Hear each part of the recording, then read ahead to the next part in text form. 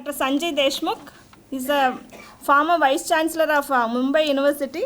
He is an ecologist and his research areas are in the field of climate change and its implication in coastal areas, biodiversity, specialization in environmental planning in cities especially, and EAA planning in mega projects. I welcome Dr. Sanjay and request you to co-chair this session along with Dr. Paroda. And in this session, the plan is one presentation by MSSRF, that is the lead presentation, followed by keynote address by Dr. Shailesh Nayak, then 3 key discussions by Mr. Kenichi Yokoyama from ADB, the Nafees Meah from IRRI, Anirban Mukherjee from Qualcomm, India. And Dr. Shailesh Nayak, he was currently Director of National Institute for Advanced Studies in Bangalore and Distinguished Scientist of Ministry of Earth Sciences. And he was the Secretary of Ministry of Earth Sciences, Govt of India between 2008 to 2015. And during that period, he set up the art of the tsunami warning system for the Indian Ocean and provided tsunami advisory for the Indian Ocean rim countries.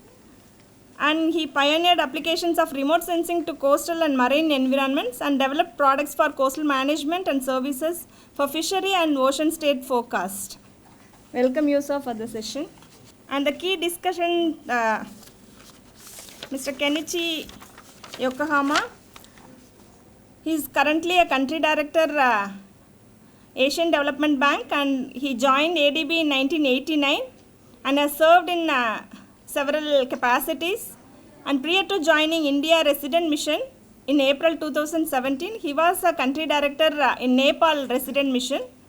And he is also a principal water resources specialist in ADB and developed several research and development projects in water sector, especially in Bangladesh, India and Nepal. Welcome you, sir, for the session. Dr. Nafees Meah, he is from IRRI South Asia representative and he has joined IRRI in 2016 in this position, and prior to that he was the Director of the Research Council UK India office, and he has been a senior policy maker in the Department of Environment, Food and Rural Affairs, leading to environmental impact of food production and climate change and food security. He then became head of science at the UK's Department of Energy and Climate Change. Welcome you, sir, for the session. And the final speaker before we break for tea in this session is Anirban Mukherjee.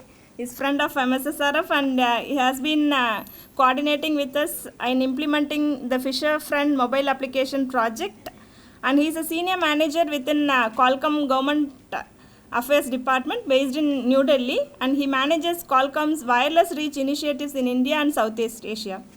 So now I request chair and co-chair to facilitate the session. Good afternoon. It's indeed a matter of great privilege to be here and to chair this important session on climate change and coastal zone management. And as you all know, among all the eco regions, coastal region is more vulnerable to climate change. And we are all aware that climate change is reality, and how we can manage the adverse effects through adaptation or even through mitigation, though which would require long investment, but we need to have a holistic approach, and also we have the stakeholders who are invariably small holders and mostly even landless. So compared to other ecoregions, whether irrigated, rain-fed, mountain and coastal, relating to the climate change, right from the beginning of the IPCC report, we are now realizing that these effects are real and are affecting adversely agriculture and mainly the coastal ecosystem, and there is expectation of sea water rise as well. Temperature rise already occurring, and we have to see as to what we can do. So we have excellent, speakers for this session, and especially I am privileged to welcome Dr. Shailesh Nayak for coming and sparing time. And with me I have co-chair who is more near to the coastal area all through, and his work also relates to the subject of our discussion. So I would pass it on at this stage to him and maybe come back at the end after all the discussion. And only the logistic side, I would like to say that we will have 15 minutes presentation after Dr. Sanjay Deshmukh's brief remarks, and then we will have keynote address for about 25 to 30 minutes, and then 3 speakers would take about maybe 5 to 7 minutes each, and then we would see that there is some discussion also with the participant attending this particular session. So with this, I request Dr. Sanjay Ji, please come here. Good afternoon, everybody. Thank you, Honorable Chairman, for giving me an opportunity to share a few bullet points with the learned audience and the Honorable Dais, where we have eminent scholars who will be talking about the theme of climate change and coastal zone management. I have had a privilege to join this foundation as the second employee after Dr. Rajeshwari Mahalingam and of course Dr. Raman, who joined along with her the foundation.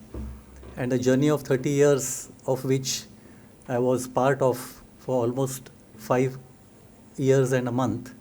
And we saw the growth, we grew with it, and the young talent that was nurtured, identified and inculcated with the principles of pro-poor, pro-nature and pro-women approach that all of us imbibed within us, gave us an opportunity to look at not only our profession in a different manner, but also our own life with respect to our existence in a completely different perspective. And the credit goes to Dr. M.S. Swaminathan, whose 94th birthday is being celebrated as a part of this conclave.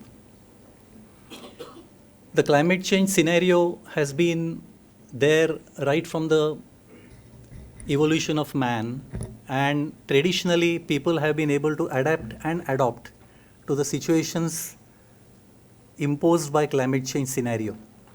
If we talk about the intensive integrated agriculture farming or farming systems, the farmers were aware about the changes at microclimate level, and they were able to handle the situations as per the scenario was changing, which was in a dynamic system. And therefore, if we talk about climate change, it is a continuous process which has probably escalated in the last few decades because of the anthropogenic pressures and the population pressure that we have been imposing on coastal areas of the world. All of us know close to 70% of our population in the world resides within the 60-kilometer belt of our planet in the coastal areas. And this percentage is going to be increasing day by day because of the resources availability in these areas itself. And therefore, made by agriculture, fishery, or any other employment generating activity, people are largely dependent on the natural resources in the region.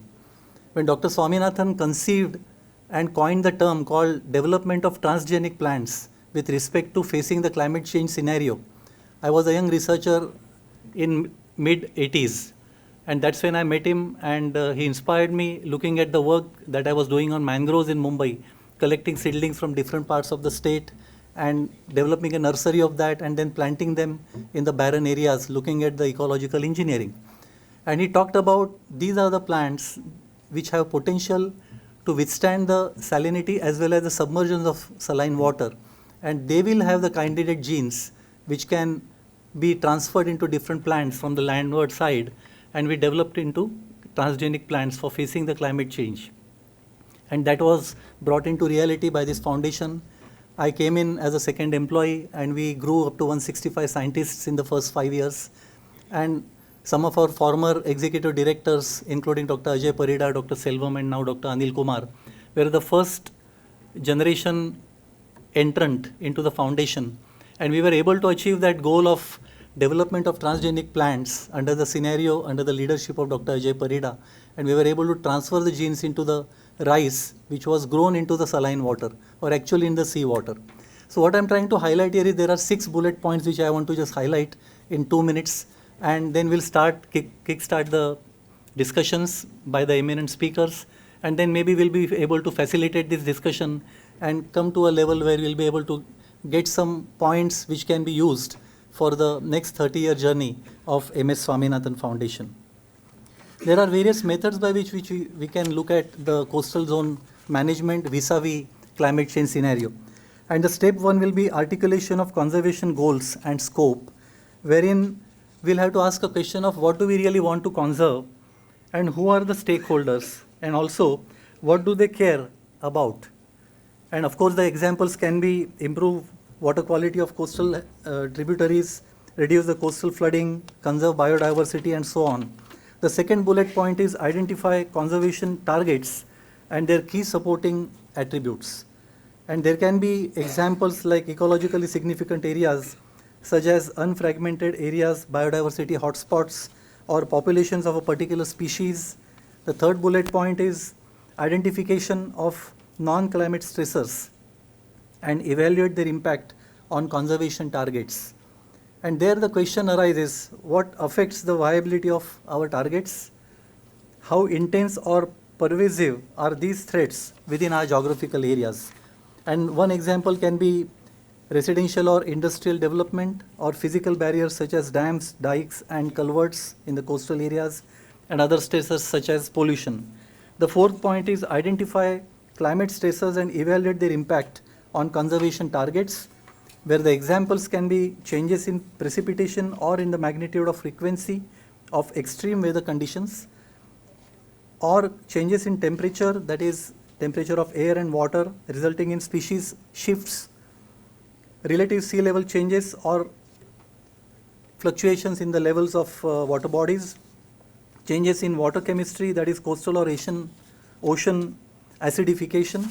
The fifth bullet point is review the goals and identify management strategies, where the question could be what strategies can improve the viability of conservation targets through direct action or through abatement of non-climate and climate stressors. And the examples can be reduce existing non-climate stressors, that is through regulatory or policy action, increase landscape connectivity, that is by expanding protected areas or conserving buffers or corridors. And the last bullet point is formulate a long-term management plan or selected strategies. And the question would be what strategies can be used to address legacy, current, and predicted impacts on conservation targets. Are there existing plans that can be updated? And the examples can be new or updated strategic land conservation plans, updated target areas in species recovery or conservation plan, development of an integrated plan that addresses cross-cutting goals. There were various terminologies which we learned, they were coined by Dr. M.S. Swaminathan, such as the soil health card, or the low input sustainable aquaculture, LISA, or climate resilient agriculture. If you look at only the bunds which divide the boundaries of agricultural fields throughout the world, if you calculate those areas which are the bund related areas, they occupy 3% of the total agricultural land. And even on those bunds, if you have monopodial bamboo plantation, then that can be a totally different source of income in addition to your regular agricultural practices or aquacultural practices.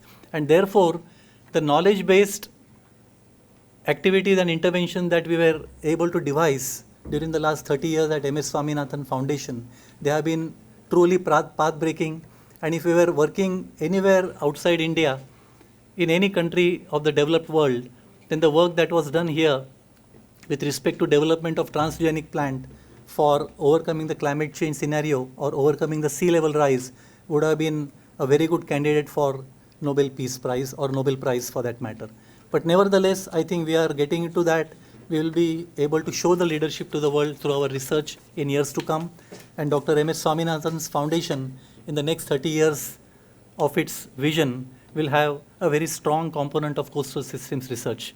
Thank you, Chairman, for this opportunity. and I request our panelists to start with their presentation. Thank you so much. We can have the first presentation from MSSRF, Dr. R. Ramasubramaian. Since we are running out of time, kindly make sure that you finish it within 15 minutes, please. I would like to share our MSSRF experience in coastal zone resources conservation and management. As you all aware that the sea level rise because of impact of climate change is a reality, and the predicted sea level rise is about 1 meter by the end of this century across the globe. And in Indian context, if you see, the sea level will be rising by about feet during this end of this century. But however, if you see the average mean sea level recently, it is about 1.7 millimeters per year. Then it may exceed even 30 centimeters of sea level rise across Indian coast also. So what will be the impact of sea level rise in the coastal area? As the co-chair and co-chair already pointed out, the importance of coastal resources for the livelihood and for the poor landless community, particularly the coastal fishermen. So the impact will be very high because of the sea level rise. It will lead to salinization of the coastal area as well as the surface as well as groundwater, which will make the life miserable. So apart from that, the coastal shore area erosion will be one of the important factor. Already we are witnessing about 33% of the Indian coast is eroding. So because of sea level rise, the erosion rate will be higher. Then we have been experiencing weather events like cyclones and other disasters, particularly along the east coast of India, because east coast is highly vulnerable to the extreme weather events like cyclone. Most of the coastal community were dependent on the coastal resources, were unable to predict the disasters. So our efforts are also to save the lives and livelihoods of the coastal community through ICT-based interventions. So these are some of the activities we actually carried out for the coastal community for the last 30 years.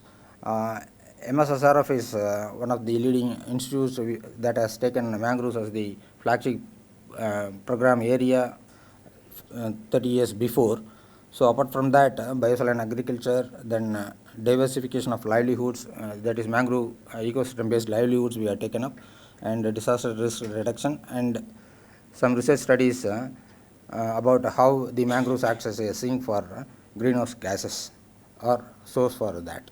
So these are the 5 major areas we work. As we all aware that the mangroves are one of the important barriers for the natural disasters like cyclone, because every year we are, at least in Bay of Bengal region, we are getting a cyclone every year. So these mangroves act as a bioshield. Apart from that, it also is one of the important productive ecosystems for the coastal community, particularly fishermen. So when we initiated our program in 1990, one of the programs we have assessed the mangrove genetic resource center across the globe, in which our scientists visited 12 countries and found that more than 50% of the area in almost all the places were degraded. So we actually developed a small mangrove restoration technique in Pichavaram during 90 and 93. So we actually got a success, and then we started a bigger program between 1993 to 96 that's called the joint mangrove management model, which was actually upscaled in other states like Andhra Pradesh, Orissa, and even covered Tamil Nadu also. So if you assess the restored mangroves, actually 20-year mangrove old plantation sequesters about 1.83 tons carbon per hectare per year. So we have restored around 2,500 hectares of mangroves. You can imagine how much carbon it sequesters. The Ministry of Environment and Forest also assessed our mangrove restoration technique and found that that is one of the suitable methods for restoring the degraded mangroves. The Pichavaram mangroves actually earlier in 90s it was around 450 hectares and it has been increased to almost it has been doubled. Because of that, during the disaster, tsunami disaster, the mangroves actually acted as a bioshield and protected the villages.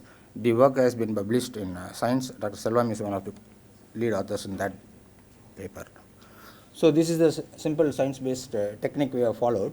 The degraded areas, actually mangroves require tidal flushing during high tide and water has to recede. Because most of the degraded areas were not having the tidal flushing.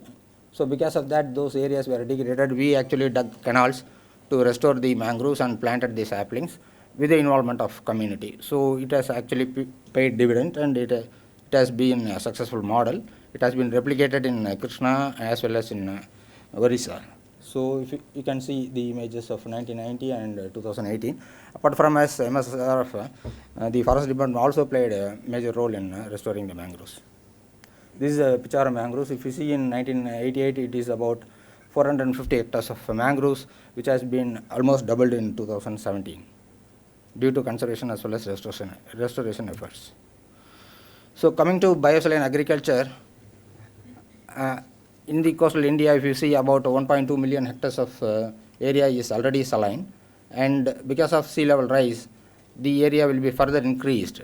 So we have identified some of the saline tolerant halophytes along the coast, which can be an alternative crop for the farmers so that they can get good income. So we identified some of the traditional cultivars of rice also. So we have been working on that. Halophytes are saline tolerant plants, grows very luxuriantly in hypersaline soils. So they actually provide food, fodder, fuel, fiber for the human well-being. So we actually started our work. More than 2,000 species of halophytes have been enumerated and put e-halophyte, it's a database. So in India, the coastal community, particularly the fishermen, were traditionally using Sueda and Sesavium as a green leaf vegetable from time immemorial. So we have established a genetic garden in Vedarinium where we have established 29 halophyte species collected from the Andhra and Tamil Nadu coast. So we also conducted field trials as well as lab trials. This the experiment we have carried out with the Sueda maritima and Salicornia brachiata in the laboratory. We have used salinities varying from 1 to 40. Seawater is about 30 parts per thousand. We have used 40 salinity also.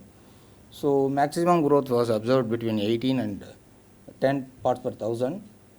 And you can see the biomass. EC, DC is 8, around 11 EC is about 8 parts per thousand and 16 EC is about 10 ppt.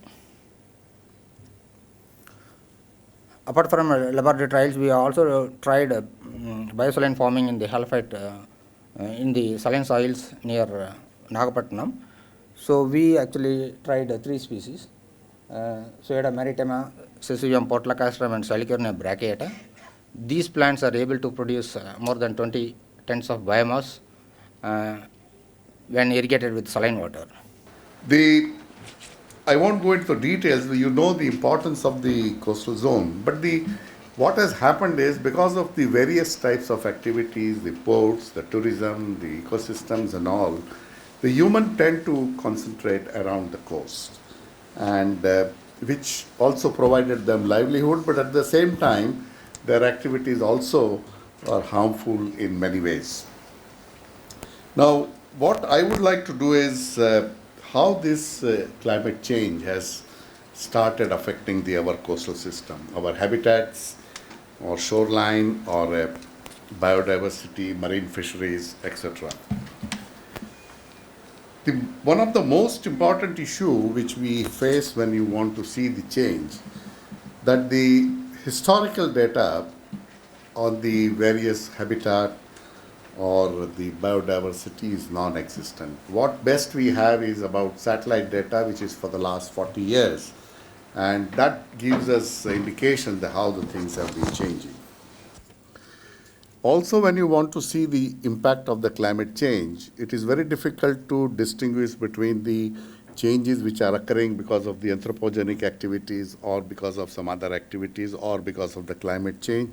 And many times it's also climate variability. It's not necessarily always change. The plus point is that we have now fairly good understanding about the coastal habitat, its structures, its attributes, and also the predictions for next 70 to 80 years are available. I'm not saying the global predictions, but for the Indian predictions are available. The other issue is the impact models which we have seen that a lot of uncertainty. And we exactly not very sure that these impact models are still mature enough to do the predictions. But I will show you some of the examples which we feel that they are closely related to the climate change. The coastal habitats, first, the one we are saying about the temperature. If you see the Indian scenario, the temperature is, average temperature is about 0.6, but the maximum temperature has increased more than 1 degree. And last 15, 20 years, we have been seeing repeatedly some of the highest warmed years. And it's very important to see the change which has occurred somewhere around 1980-85, where the increase has taken quite a bit of a jump. Same thing if you see in the sea, there is a continuous increase and both in Bay of Bengal and in the Arabian Sea, the temperature has increased. And this temperature is not only surface. Our observation says that at almost up to 3,000 meters, the temperature has increased. So the entire water column has warmed up. Now, the most important thing could affect immediately the coral reefs. And we have seen repeatedly that the El Nino event of 98, 2010, and 16, we had the coral bleaching. And but if you see in the long history, the coral reef survived almost 450 million years. Of course, the species have changed, but it never went out of the business. So we feel that the coral reef will survive even if the temperature increases. Even in Persian Gulf today, coral reef survives at 36 degree temperature. So our temperature is around 28. So, but the other interesting thing which we found is once the coral bleaches and when it reproduces, they become more resilient to the temperature. You will never find the same area which is bleached, again the bleaching the same region. So there is always a change. So they are trying to adapt to the increasing temperature. We have fairly good record of the coral reefs, where they are, what are the different structures, what are the different geomorphic zones, where they are degraded, where they are not degraded. Only information which we have a little lacking is where exactly are the live corals and what is their status. So now the instruments which are being made, which can stay up to 6 months in water and collect the information about the various properties and about the health of the live corals. What we need to do now is, one is we need to identify where the soft and hard corals are there and how they have been responding to the changes. This is one thing which we need to do with the mainly ground-based studies, or we can put some buoys in this. And also what is the molecular mechanism which allows the corals to survive even at the higher temperature. What happens in the Persian Gulf? What is happening here? We need to understand that. Another major issue of ocean acidification, whatever data we have says that it is still not at the level where a coral can get affected. But this is an area which we also need to understand. And the second thing is we are sure that as the time passes, the corals would be different. It may not be the same, but corals will be definitely survive. Also, once the coral changes, what likely impact it would have on the fisheries is one thing which we need to understand. So these are some of the areas which we need to understand. A very good thing is INCOIS is now issuing a coral reef alert system which provides the information if the temperature goes above certain limit, then they say that which are the areas where the coral is likely to be affected. Of course, we may not be able to save that, but this is one way we need to know where corals would be affected. So we can go there and see whether there is any change, and if there is a change, then the next event, what is happening. So this alert system is extremely useful for us to zero down the area where we need to make all the detailed studies. Similarly, the mangroves, if you see, there's not much effect, and it is increasing. Overall area has been increasing. But the interesting thing is the Gujarat and West Maharashtra, which is most industrial state, shows the increase of the mangroves, while the West Bengal, Andaman Nicobar shows the decrease. So it's not necessary always to say that our activities affect the mangroves. It is more the awareness of the people around that area and how they can protect it. Of course, this example was shown, which is one of the very famous example, how the restoration can be done. So I won't go into details. The other important thing is the cyclones, which affects the mangroves very much. And we know that now the frequency is slightly increased, but what is more important is when the storms develop, there is the chances of converting into a cyclone has increased tremendously. Now, this is a very problem, because if you have once in a while a cyclone, it is not going to affect because the system will be resilient enough to come back. But if it is, the frequency increases and the intensity also increases, there could be a problem. I'll show you one small example. You can see that this is a normalized vegetation index. Don't go into the details, but it was quite good. The red and yellow shows that vegetation is very healthy condition. The second image shows that after cyclone, all vegetation has gone, and the mangroves have come back after about 2 months. Now, why this happens is mostly when during cyclone, the roots get covered by the mud and they stop breathing and the leaves are shedded. But after 2 months, they again come back. So this is roughly a time for them to come back. Now, if you have again a cyclone during this period, then there could be an issue. So the increasing frequency of the cyclone may affect if it is more than 1 or 2 or 3 in a season. Also, it does very interesting thing along the path of the cyclone. Wherever the cyclone moves, we have seen that the productivity increases considerably. Initially, the temperature is high, the temperature cools down. The nutrients, the nitrous, silica, phosphorus, all are higher, and the productivity increases, and this remains more than for months together. What is essentially trying to do the nature is they're trying to absorb more carbon dioxide from the atmosphere and take it all the way down so that the temperature is reduced. At the same time, the cyclones dissipates the energy, the heat energy which is generated to the atmosphere. So this is a very natural process of addressing. So one side we see the damage, but the other side it shows the tremendous amount of increase in the productivity. And we have seen that the fish catch also almost becomes 4 times during this area once the cyclone passes. The second is the shoreline, which is by and large get affected by the sea level rise. Now, the sea level rise is such, most people believe that it inundates.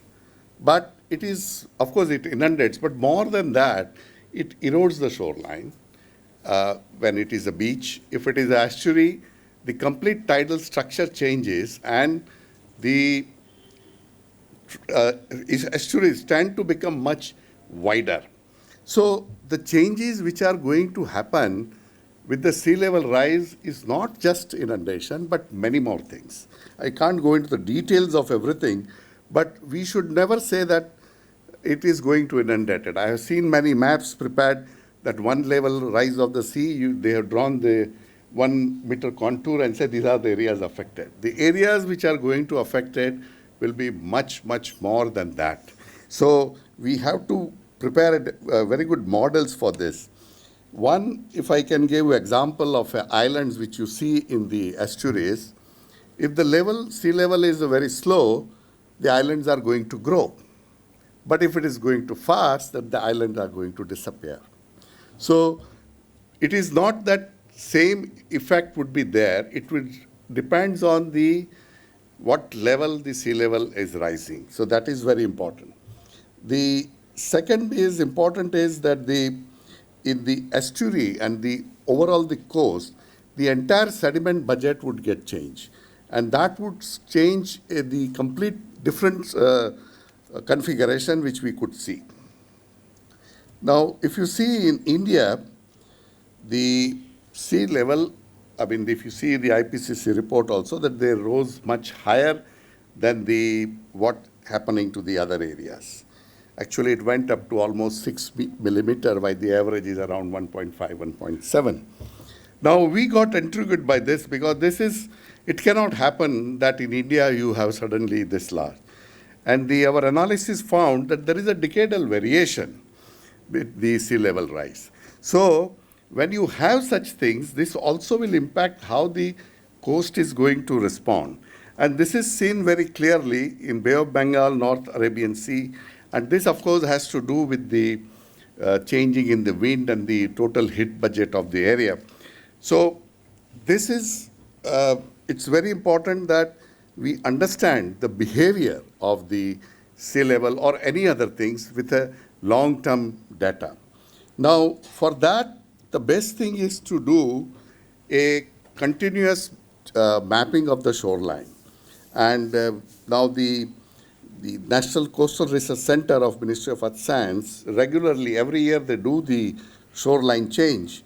And they try to understand that how the changes are occurring and where the higher erosion, lower erosion, and then whether this erosion, how you can explain, whether it is anthropogenic activity or it is something else. And this is I think, could be a very good database for us to understand how the sea level is going to affect.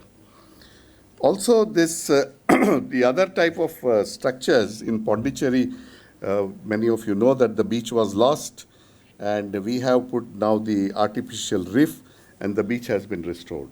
So the normal way of engineering the groins and the sea walls may not happen, but the artificial reef worked pretty well, and it is not seen on the surface. So your beach and everything looks as good as it was earlier. Now this needs that we need a vulnerability map. Which are the risk areas? And this is a model which has been used. We have the maps for the entire country based on this model. And we know which are the vulnerable areas and which are non-vulnerable areas. Now, this could be used for the further investment when you want to make, so that unnecessary the damage to the property and all may not happen. The water quality, the one thing which we have been measuring in Bay of Bengal and the Arabian Sea is how the oxygen, pH, and all those things are changing. We could see that there is not much, there is a danger that aragonite may dissolve, but still we have not reached to that level. The water is still alkaline, but of course the low oxygen zones are very much prominent. And but this also we found in the low oxygen zones that the zooplankton have now developed the resilience, and they have been able to do their work, produce the energy from food with a very little oxygen. So each and everywhere, I think they are trying to adapt, and I am sure that our work should also contain all aspects when you do one measurements, what is happening to phytoplankton, zooplankton, the other fish and everything together. Because in low oxygen zone now we have found a fishery resource which is called myctophytes, which is of course non-table fish but could be used for aquaculture, and this could be used for very well. I think that it's only 10 minutes. Already 20. 10 minutes only. No, 20 minutes. 3 o'clock I started. 20 minutes. You told me the 25 minutes, I will take that. I will take less than that. The other is the harmful algal blooms. We have been seeing this harmful algal blooms on the many coasts, and this is an area which we need to address, because this is essentially because of of course, the lot of nutrients and from the agriculture field which is going in, and this has increased because if you see the extreme rainfall events have increased considerably than the low and moderate events than in the past. And this is when the heavy, it takes large amount of oxygen and the other nitrogen and other nutrients to the sea, and completely change the quality of the coastal waters. So this is trichodecium blooms, which is routinely seen, but their extent, growth and decay has been now covering larger and larger areas. There is another interesting thing which we used to have a winter bloom in the northwest Arabian Sea, which was essentially a diatom bloom, and this used to favor the fisheries in quite a bit. Last few years it has changed. The bloom is still there, but it's no more diatom, it is more noctilita bloom, which is a toxic bloom. So this is the change which we have been now noticing. The coastal biodiversity, we have seen in the Sundarbans that the most islands now are getting covered by the Avicennia, where earlier there were more freshwater loving plants like Heritaria and all. Now most of them are getting covered by the Avicennia, and large areas are saline blanks. So this shows a very clear evidence of the rising sea level, and so the more tolerant varieties are now surviving and the less tolerant is going away. Mr. Kenichi Yokoyama, Country Director, Asian Development Bank, and I'm sure you will give the regional perspective in particular as well. Good afternoon, Honorable Chair and participants. On behalf of ADB, I'd like to thank this opportunity to make a small presentation. It's about our engagement in the coastal protection in terms of our partnership with the state and central government, and learnings and perspectives about where we are and where we may move ahead on coastal protection works. I think everyone knows here that India is quite vulnerable to coastal erosion. 30% of the coastline is vulnerable, and so I think I'll just skip for time consideration. We have been working, as ADB, we are pretty much nowadays emphasizing on promoting blue economy and ocean health. And for that, since around 2000, we have worked for coastal protection works, and particularly the advocating a scientific and systematic approach of a knowledge solution-based approach for coastal protection. And at the same time, we have just worked with the Central Ministry to develop a national guideline for climate resilient coastal protection systems. One of the key aspects of our engagement, we have been working at this moment Karnataka and Maharashtra. And as I said, the scientific knowledge solution-based approach has been the key aspect.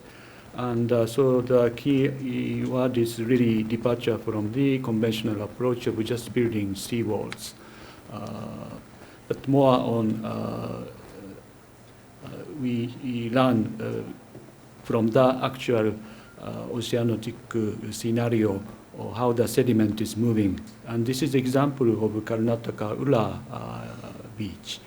And actually what was happening was in the 1990s or early 2000s, a breakwater at the mouth of the river was placed. And this changed the sediment flow and started the erodes the beach at the right-hand side photo. And the beach side has become quite vulnerable, and seawalls have broken, and high wave damage has started to come. So in order to protect this situation, the solution is approach of cutting the breakwater a bit and placing an offshore reef, which I think is quite a new approach in the case of India, and putting some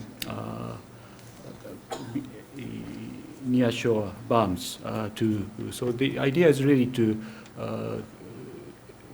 facilitate the sediment flow to nourish the beach itself. So these are the structural aspects that was applied, and after the intervention, the beach has successfully been restored. So there are a couple of other examples in Maharashtra.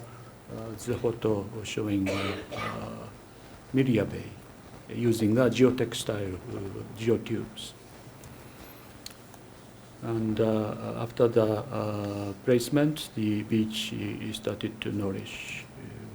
And another aspect that the project we have been advocating is the preparation of the shoreline management plan, essentially building a community-based planning in terms of land use and also future development planning. And this also maps the vulnerability of the progressive coastal erosion. So far for the whole of Maharashtra and Karnataka, this map has been prepared. And as I understand, World Bank in their coastal management project also prepared this shore management plan across other states. So I think these types of knowledge, if I think we also advocating a sort of website that this plan can be made accessible to everyone. That can provide an essential basis for everyone to work together on to understand the local conditions and start working for various interventions. And here are some photos of the latest. I'll just skip these. And as I said, another key development we have assisted is the development of the national guidelines for the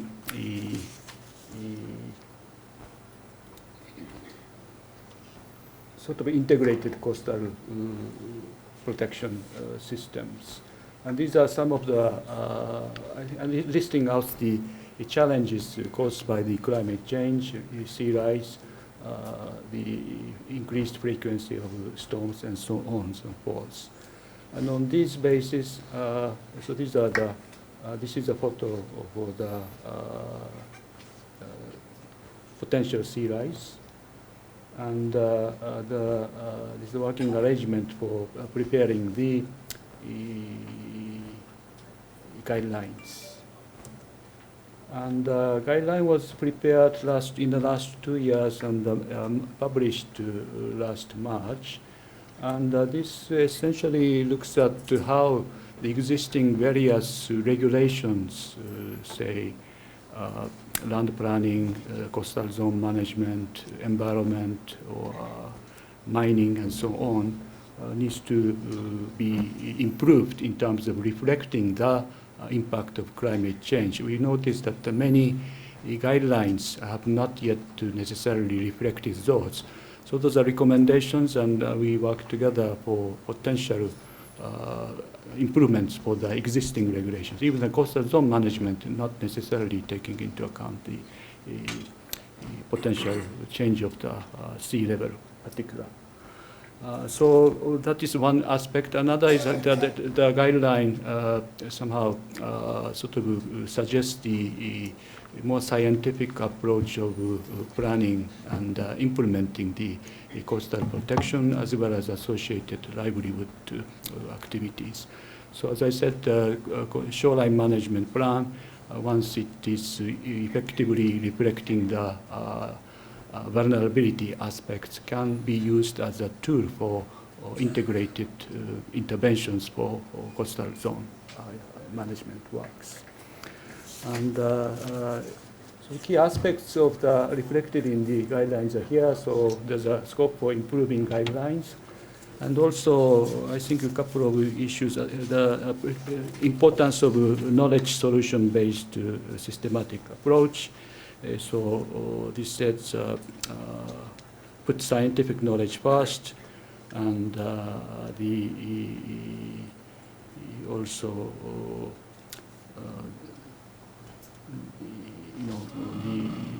on that basis take. I think the order is a little bit disorganized, but the scientific knowledge also means the last element of think sediment cell as a means of designing and planning the necessary measures, and take a soft coastal protection approach rather than hard approach, and stop breach and effective control of the sand mining. And then a third element after regulation and scientific-based approach is the importance of the, of course not third, but it's critically equally important, but to take a stronger social perspective. So how the shoreline management plan reflects the people's perspective in terms of ecosystem development and so on is critically important. And the fourth element is, I would say, the interdepartmental coordination. This is a challenging subject, but the coastal area has lots of agencies, and always in India, interagency coordination is a critical challenge. And lastly, ADB has been, as I said, promoting for a blue economy and preservation of the ocean health, and we are continuously working together, and we look forward to work with states like Tamil Nadu for this subject. So overall, I think this is a pretty much important subject. As I say, as many keynote speakers say, sea rise can really, sea level rise can really affect the shoreline of India, and effective shoreline management plan, vulnerability mapping, and also the platform that can be shared by everyone and used for integrated and coordinated planning is extremely important. So that is all for my. Thank you very much. I think let's give a big hand to him, and we appreciate your letting us know about climate resilient coastal management program of ADB, which is, I think, very timely and relevant, and experience from countries like Japan and Netherlands could be of great relevance, particularly with regard to ingress of sea through dike, which they have been able to build and protect. And Netherlands is the only country which is below sea level, and still making great stride in regard to agriculture production and global export of vegetables and flowers. Well, we have the second panelist, Dr. Nafees Meah from IRRI. Mr. Chairman, Dr. Paroda, distinguished panelists, ladies and gentlemen in the audience, first of all, let me say it's a great privilege and honour to be here on this 30th anniversary event. As we heard from Ambassador Quinn this morning, there's a long association between Dr. MS Swaminathan and IRRI. He was one of our distinguished Director Generals in the 1980s, and we have continued with this association, and we're very, very proud of that association. I've only got a few minutes, so what I'll do is respond to some of the points that Dr. Nayak made, which I thought were extremely pertinent. But before I do that, there were things that were mentioned by Dr. Kadirasan from FAO this morning, which I think is worth spending a few moments on. One of the things that she mentioned was that the issue of hunger has not gone away. In fact, there's been a flattening of the profile. Hunger was being reduced, but over the last 3 years, it has not, and in some places it's gone up. And it seems to me that in the policy community, both nationally and internationally, there's an oscillation between two states. One of complacency, saying we'll be all right. If you look at India's cereal production, it's bigger than ever. We produce more fruit and vegetables, more livestock, etc. And on the other side, panic, blind panic in terms of what could happen because of climate change, and what could happen because of soil degradation, and what could happen because of stress on water. And you see this oscillation all the time. And one of the things that we need to do is really address what we have to do. And this is where I think the points that Dr. Nayak made were absolutely critical. One is about this economic valuation of ecological services. And the other is about the increased frequency of extreme events. So if I take the first one, there have been a number of reports over the last year, 18 months, that have changed or will change the whole global approach to food and nutrition security, because you had this year the launch of the Eat Lancet Commission report. Last year you had the UN Environment Programme report on the economic valuation of the environment and biodiversity, the ecology and biodiversity, and also a report on biodiversity itself. And all of these reports are saying essentially the same thing, i.e. the agriculture system as it currently exists globally does not value externalities, put a value on externalities, both in terms of the environment and biodiversity, but also in terms of food effects, nutrition effects. So that's why we're seeing, at the same time as hunger, huge increases in obesity. So those are issues that we will need to very urgently address. And there's going to be, over the very short period of time, a very new paradigm that's going to have to be developed to address this. Because one of the things that India, and people talk about the triple burden in India, one only has to look at China to see where the trajectory could be going. I was shocked recently when I saw some statistics which showed you diversity in young children, boys and girls, in 1985, which were about 0.2% thereabouts. Now there are 17%, huge increase. And that's because of the change in diet. Now, India, other developing countries may be following the same trajectory. Most of them will not be able to afford the health costs of going down that trajectory. So it's very important that we address that. If I very quickly, in the remaining time, just say a few words about what we've been doing in IRRI in terms of building resilience in coastal systems. So salt, we've heard, is going to be salt. One of the impacts of climate change, rising sea levels, and it's particularly bad in the coastal delta areas.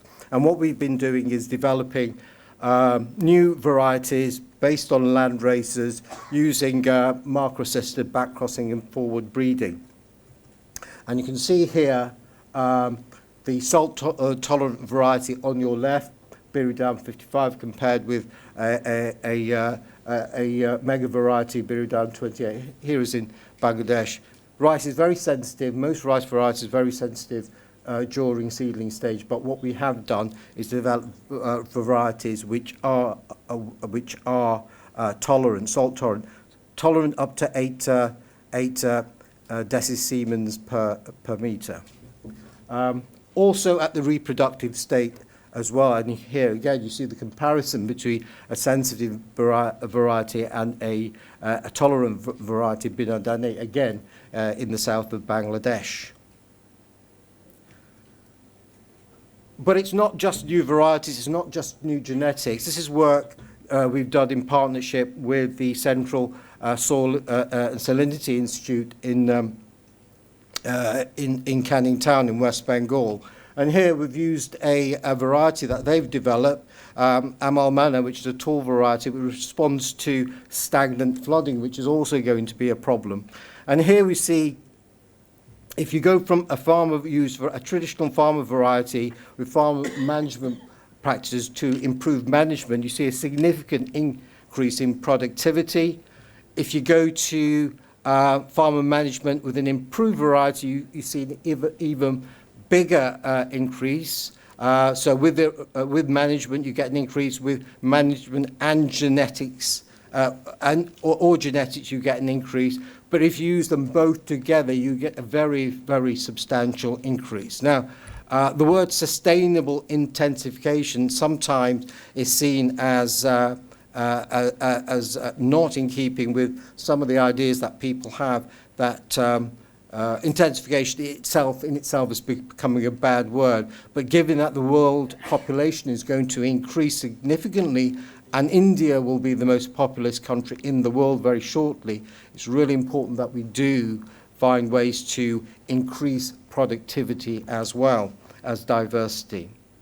So speaking of diversity, one of the things that we're doing, and we heard something like this being done by MSSRF, is in Bangladesh developing rice fish system where in times, so this is in southern Bangladesh, in the coastal area, in times where there is high salt levels and flooding, you have a shrimp fish system which produces quite considerable yield, and then have a high variety salt tolerant mixed fish and shrimp system. And what this does enables the farmers in those areas to have make a living and increase their income significantly. Now, one of the interesting things that we found was having simply the capacity to produce fish doesn't mean necessarily that the local community's consumption of fish or their dietary diversity increases.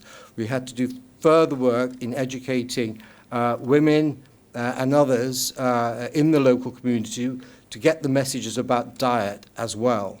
Because what they would do is sell the fish to buy more rice initially. So there's more to be done than just the management practices. Finally, I want to leave on the point about information remote sensing, because one of the things that we did after Cyclone Fani hit Orissa was map using two satellites, Sentinel-1 satellite and the TerraSAR satellite, the synthetic aperture radar satellite. And from that, we were able to provide the government of Odisha very quickly with details of the extent of flooding. It hit the district of Puri. We could tell how much rice was there in total, also how much of the total amount of the fields were flooded and how much of the rice area was flooded. And there it enables the government and the authorities there to respond to the disaster. So if you ask the question, how can remote sensing and these systems be helpful? It will help in the disaster emergency response, and we can do that now with our partners in India very quickly. Thank you for your time. Thank you very much. Thank you. Good afternoon, dignitaries on the dais and learned audience. I'm truly privileged to be here and being part of this journey with MS Swaminathan Research Foundation for now more than a decade. So I just want to take a few minutes to kind of introduce Qualcomm and our Qualcomm wireless reach program. So some of you may know Qualcomm from the phones that you carry, but broadly at Qualcomm we invent breakthrough technologies that transforms how the world connects, computes and communicates. We have a very strong R&D focus, very similar to the strong R&D focus of our host, MS Swaminathan Research Foundation. And we create foundational technologies that revolutionize the way people connect. And we have been leading the revolution all through from 3G, 4G, and now 5G. Things that have become integral to everyday lives of people around the world, such as connecting the phones to the internet 24/7, app store operations, battery efficiencies, are all based on technologies that Qualcomm provides. With the world becoming increasingly connected, we have a tremendous opportunity to tackle global challenges, inspire tomorrow's workforce, and make a difference for decades to come. This is the philosophy behind the Qualcomm Wireless Reach program, which is a strategic initiative that brings wireless technologies to underserved communities globally. So we fund programs in 5 main program areas, which is livelihoods, education, environment sustainability, health, and public safety. Before I speak about the impact of the Fisher Friend program, I wanted to give a background on marine fisheries. And some of you have touched on it very briefly. So marine fisheries is an important sector of food production and providing nutritional security in India. In addition, fisheries sector also plays an important role in trade and commerce. It is an important export commodity from India, and in the process also promotes employment and livelihoods of coastal communities. According to the census, there are over 4 million fishermen, but only 1 million are active fishermen. Among the active fishermen, 33% are employed in the mechanized sector, 62% in motorized, and 5% artisanal. However, more than 75% of the catch comes from the mechanized sector. So, despite being a source of food and employment, the marine fisheries sector has many risks and challenges as they are exposed to natural disasters and changing ocean systems. As all of us remember, the 2004 tsunami was one of the deadliest disasters in Indian history. In addition to the huge loss of life and property, tsunami also paralyzed the fishermen and left them with enormous fear and trauma. And they now had to adapt to post-tsunami situation and rebuild their livelihoods. Though fishermen possess traditional knowledge, there was a need for scientific inputs that could warn them well in advance and guide them with required information to undertake informed fishing. At this stage, MSSRF, in partnership with Qualcomm, launched Fisher Friend, a mobile application, in 2007 as a post-tsunami preparedness and adaptation strategy. In 2007, it was initially launched on a feature phone platform with very limited features. However, as all of you know, that there is a situation of dwindling marine stock in the nearshore area, and mechanization of boats has pushed the fishermen to undertake deep water fishing. The participatory method of engagement with fishermen and other stakeholders followed by MSSRF provided insights on their changing needs and the need for advanced level information package along with navigational aids. As a result, in 2003, Fisher Friend was developed on the Android platform by incorporating many features based on information requirements of fishermen. Over the years, through engagement with marine fishermen, INCOIS, Indian Coast Guard, Department of Fisheries, of various state governments, Fisher Friend has undergone several versions and is now a solution for all coastal states of India in all languages of the states of coastal India. So the fisherman accesses the Fisher Friend mobile application in their language. Today, Fisher Friend acts as a single window solution offering a wide range of information and knowledge services, navigation aids, which are essential for the fishers to help them adapt better to the changing circumstances, cope with uncertainty, and enhance their livelihoods.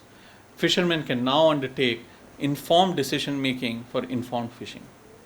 The Fisher Friend mobile application has continued to innovate technologically, and now it has been adopted even to the new Reliance Jio feature phone platform, which is a 4G feature phone. It's very small form factor, but it has high speed data, and this will help the application reach to many new features.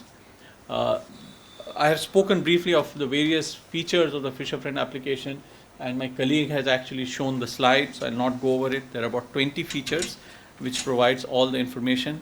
Some of the popular features which we actually study the usage of the features using Google Analytics, and we have seen the most popular features are potential fishing zone and tuna specific forecasts, the ocean state forecast, which includes wave height, wind speed, wind speed and direction, sea current, and sea surface temperature.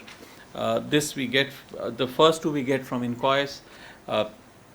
GPS system which the fishermen use to navigate, and disaster alerts such as cyclone, tsunami, high waves, and these come as scrolling alerts which the fishermen can use, weather forecasts, harbor locations for navigation. So many features which the fishermen uses. MSSRF has used a very innovative strategy for the Fisher Friend implementation, which has helped reach a large number of fishermen across the coast of India.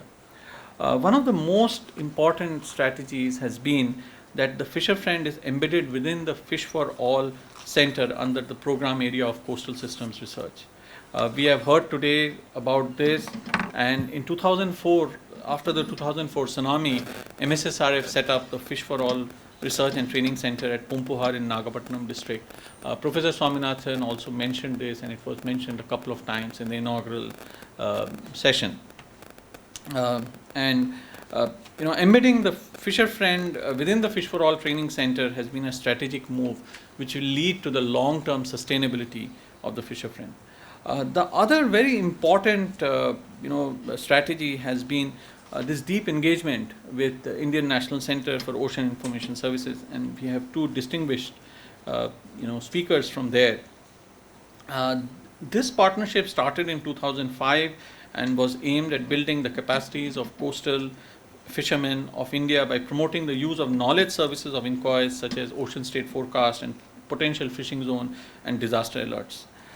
This long-term engagement with inquiries has helped MSSRF to enhance the Fisher Friend application and provide information on scientific advisories to the fishing community across the coast of India. As mentioned earlier, location and landing center specific data from inquiries has helped fishermen take informed decision to plan their fishing activities. The continuous feedback collected from Fisher Friend users has also helped inquiries to strengthen its research and improve accuracy of the data. With my limited knowledge and experience, I can't think of a more preeminent example of connecting the lab to the land, providing scientific advisories to the fishermen. The other implementation strategy has been of engagement of teams. One of the things with any advanced scientific knowledge or apps is that fishermen are not going to download it just from the Play Store and start using it. There has to be somebody who has to train them, take it to them one-on-one and train them on their use. The other thing has been, creating awareness at the community level, working with traditional fishermen's associations. And in the past 5 years, we actually track this data on a quarter-to-quarter basis. There have been more than 3,000 community engagement meetings and over 100,000 fishermen have been reached. The other thing which is very important is that, over the past year, MSSRF has consciously engaged with officials from the Department of Fisheries and Indian Coast Guard. So meetings have been at all levels. It is not just with the secretary level. It's been at the Assistant Director Fisheries, at the inspectors of fisheries of the coastal police, with assistant commandants of Coast Guard. And what has happened is that MSSRF is actually invited to all interactions with fishermen that these departments hold, and officials from these departments attend the meetings which MSSRF organizes. So there is a there is a partnership here. And MSSRF has also entered into an MOU with the Department of Fisheries of Government of Kerala, and this is at a partnership at the highest levels with the Minister and the Executive Director of MSSRF. And it is actually a privilege to see the growth of this application among fishermen. It started with just 40 users in 2007, and now there are over 50,000 users. We actually tracked the usage using Google Analytics, and we have seen that just in the past 12 months, the application has been used around 300,000 times, and we actually tracked the usage in minutes. It's about 1 million minutes.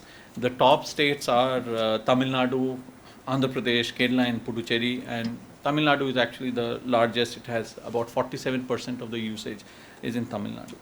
I just want to talk briefly of the impact of Fisher Friend, which is immense. As we all know, life is highly uncertain for fishermen who venture into deep sea, particularly for those who use small and medium-sized boats with motor engines. A qualitative study by MSSRF team published recently brings out clearly the benefits of Fisher Friend to the fishing community in terms of risk reduction, asset saving, guarding, resource saving, and economic benefits. Over the past 6 years, the Fisher Friend team has documented over 330 case studies, and the aggregated benefits to fishermen, either from using the potential fishing zone information or loss aversion, just from these 330, there are thousands of fishermen out there who use it, and that benefit itself is about 4 crore rupees just from these 330 case studies. So what we have seen is that the information on the ocean state forecast, which includes wind speeds, wave height, sea current, helps the fishermen in advance to take informed decision whether to go for fishing or stay at home, what gears to choose based on the wind and water parameters, and to decide on the fishing route based on the wind direction and the sea current. The ocean state forecast advisory enables them to avoid potential risks to their lives and livelihood assets. Many fishermen stated that timely high wave alerts and cyclone warnings were of immense help in preventing human and material loss. Just now, MSSRF they documented a video from a fisherman in the village of Kanyakumari, and he said that because of the timely warning on cyclone Oki, about 400 to 500 fishermen from these villages could be saved, which is really huge.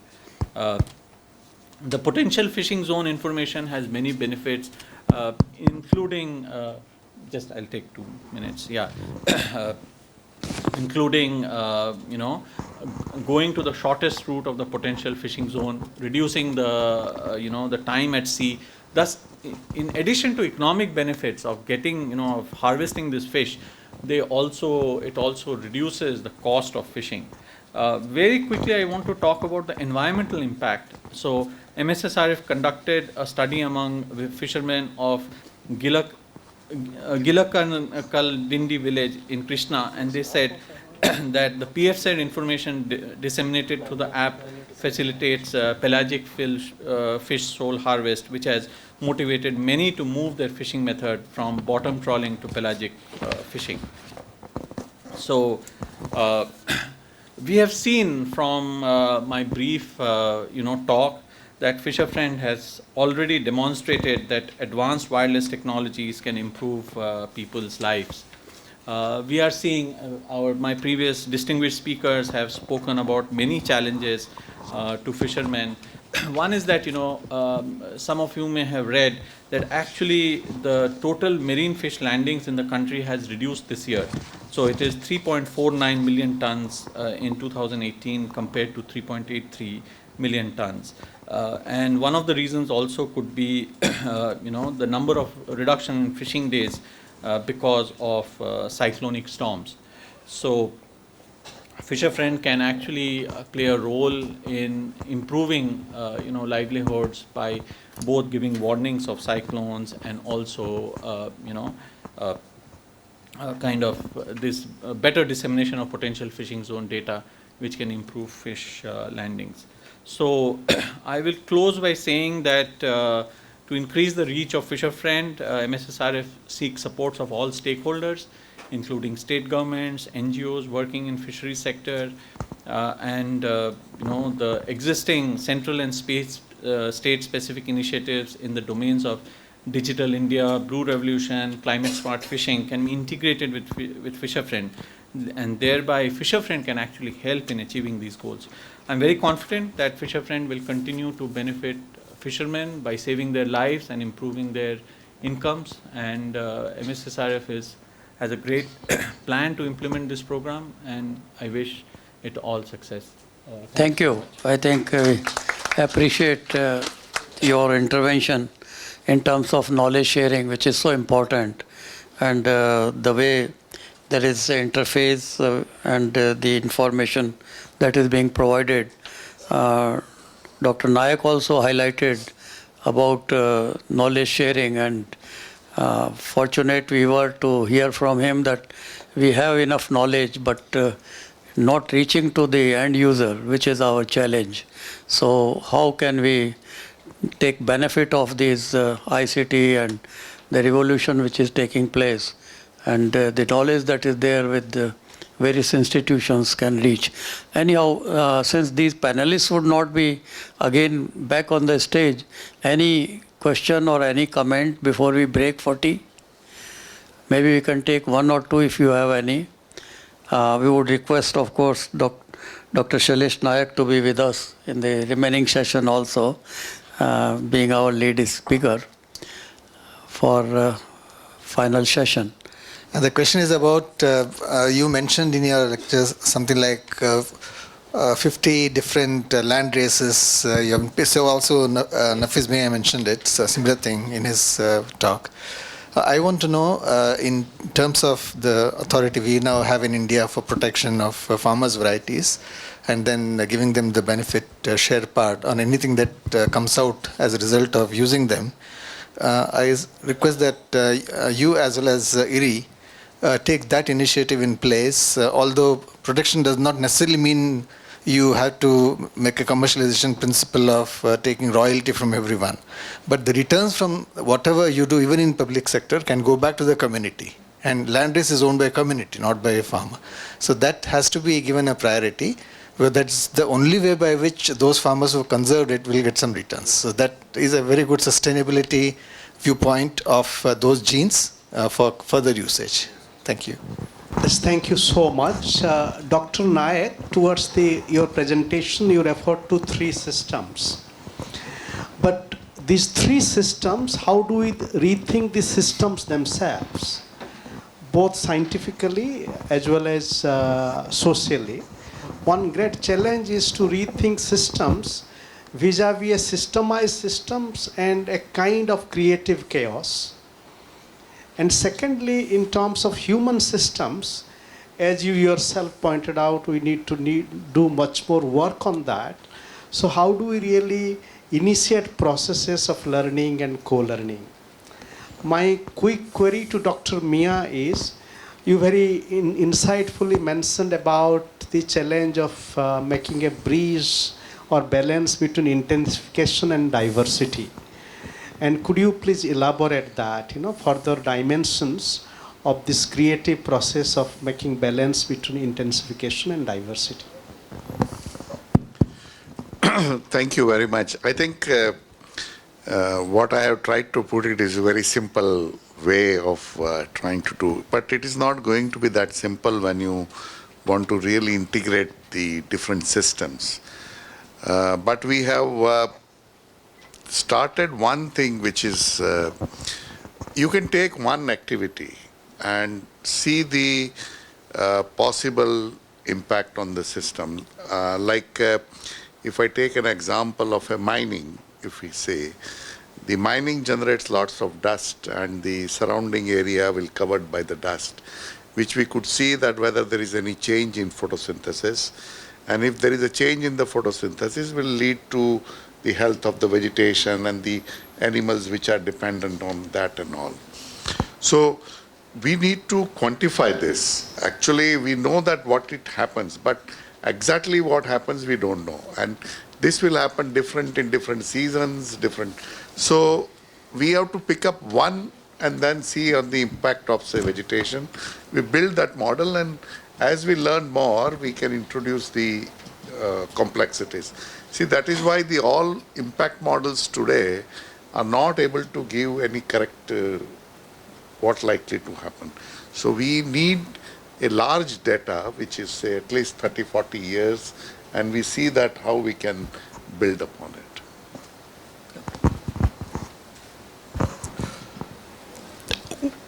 One of the issues in many parts of the world is agriculture that is not suited for a particular ecology.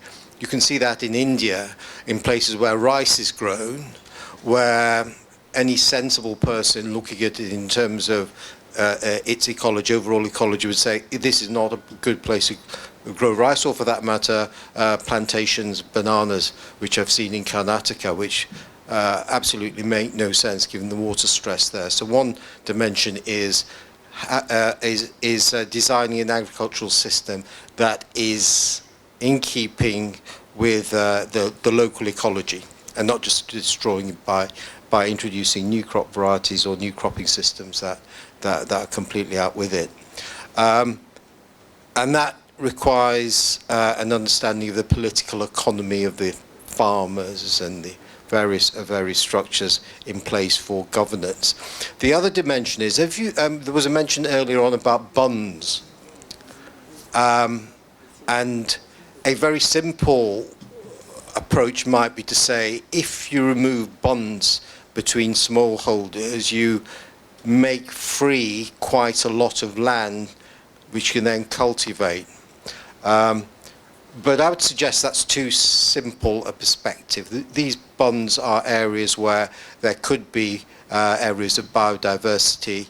You might want to protect them. There would be a trade-off, of course, but you can't just simply say we just get rid of most of these bonds and use that land for cultivation. I think is too simple. So one dimension of protecting biodiversity might be to protect those bonds as well. Well, I think we can all break for tea, and please give a big hand to our panelists, Mr. Yokoyama, Meah, and Mukherjee. Director inquires to kindly take the floor. And we would appreciate if all our panelists could highlight at the end specifically the way forward relating to the subject that we are addressing, that is climate change and ecosystem management. So floor is yours, Dr. Yeah, thank you, Chair, and also my thanks to the various panelists as well as the distinguished audience who is presented here for this conclave. I don't want to spend much time on this because anyway we all know that the greenhouse gas, especially the carbon dioxide, is increasing in the atmosphere, and we are going through the severe climate change because of that. So the issue we are facing with the ocean is that the ocean heat content, as Dr. Nayak mentioned, it is not just at the surface, it is the entire water column, and we have reliable data up to 2000 meters of the water column because other data is not abundantly available right now. But with this reliable data, we can say that even up to 2000 meters, the warming is going on, and in the upper layers, the warming is much higher. So the consequence is that the extra heat which is put in the atmosphere, and if you look at the IPCC report which came out AR5 in 2013, 93% of this heat is going into the oceans. So ocean is just absorbing all this crap, this heat which we put due to our activities, and 1% is going in the atmosphere, warming the atmosphere, 3% in the soil, 3% in the glacier melt. but the largest portion, 93%, is going in the ocean. So unless we treat ocean with due respect, we are going to face a doomsday sooner or later. The consequence is that the sea level is increasing. Many of the panelists in the earlier session stressed on this issue, and it was about 1.7 millimeter per year, but now it is accelerating to 3.1 millimeter per year. And if we continue the business as usual, I think we can accelerate the sea level increase, sea level rise, and we can get drowned faster than, we need not keep it for our future generation. Perhaps we ourselves can get drowned. Right now we can segregate this sea level increase, why it is happening. The sea level can increase because of the two reasons. One is the most important is the glacial melt, because it adds water to the oceans, and also the thermal expansion. Now reliable data is available from the satellite called GRACE, as well as the in situ data from the ocean, the floats which are deployed in the ocean to profile the entire water column, especially the upper 2000 meters. So if we use this, we can calculate how much is increasing because of the thermal expansion, and how much it is expanding because of the glacier melt, as well as the groundwater depletion and all those kind of issues. So reliable data is available, and the sea level change is a reality.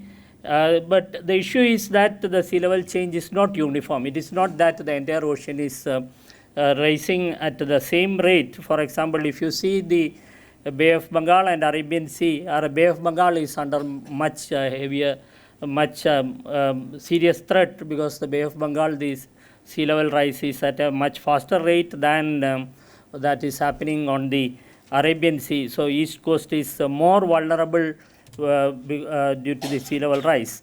And we have analyzed this data from the long-term tide gauges which are available all along the Indian coast, and you can see that the levels are or the rate of sea level rise is not uniform even along the Indian coast. So we have to monitor this carefully to understand each area how much it is the rise is happening. For example, Diamond Harbour, you can see that it is about 5.74 millimeter per year, whereas Gulf of Aden, Karachi, Mumbai and all, it is 1.2 millimeter per year. Cochin, it is 1.75. So it differs from location to location. And so the most important effect is going to be on the coastal system, because it's a fragile coastal ecosystem with a large community around. The people are living on the coast, as the earlier speakers mentioned, that there is a large population density on the coast and high biological productivity in the coastal regions, and the wealth available is much higher. That's why the population density also is higher along the coast. So the complicated coastal system is getting affected, and we have to find out the solutions for each of these complex events. Added to that, as Dr. Nayak's talk highlighted, the number of cyclones which are getting intensified and crossing the Indian coast have increased in the past few years. And also the tsunami, we know that what happened in 2004. So cyclones, flooding, like Chennai city faced the floods in 2015. Similarly, the other parts of our country. So in addition to the sea level rise is increasing the flooding situation, we also have the threat from this kind of natural hazards. This is a study which has been conducted by an author called Payo et al. I liked this study because he has done a very, very careful analysis of what will happen to the Sundarban mangrove systems.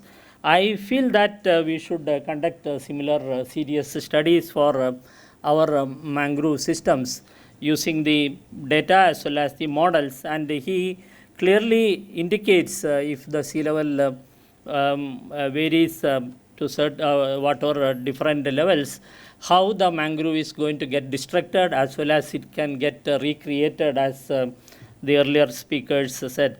This is I haven't seen this kind of a very careful study for our mangroves, and I think we had to concentrate on this. Then only we know that in the coming years what is in store for our mangrove systems. As Dr. Nayak had mentioned, we have prepared the vulnerability maps because 26% of our Indian population live within 100 kilometers from the shoreline, and most of the coastal areas are low-lying, just 1 meter or 1.5 meter above the mean sea level. And as I mentioned, the disasters like tsunami, storm surges, sea level rise, all these are posing problems on our coastal systems. And of course, the increased frequency and intensity of the cyclones. Last few years, we have seen the number of cyclones which are hitting our coast has increased. So considering all these parameters, we have constructed a model and came out with the coastal vulnerability index.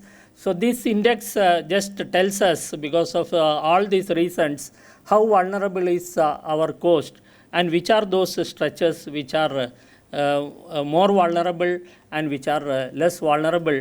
This atlas was created as a guide for long-term planning, because the long-term planning, for example, if government wants to construct a nuclear power station, it cannot be for a few years. It should survive for 50 or 100 or more years. And we should know how vulnerable is that part of the coast. So these maps are available for anyone, and they are prepared at 1:100,000 scale.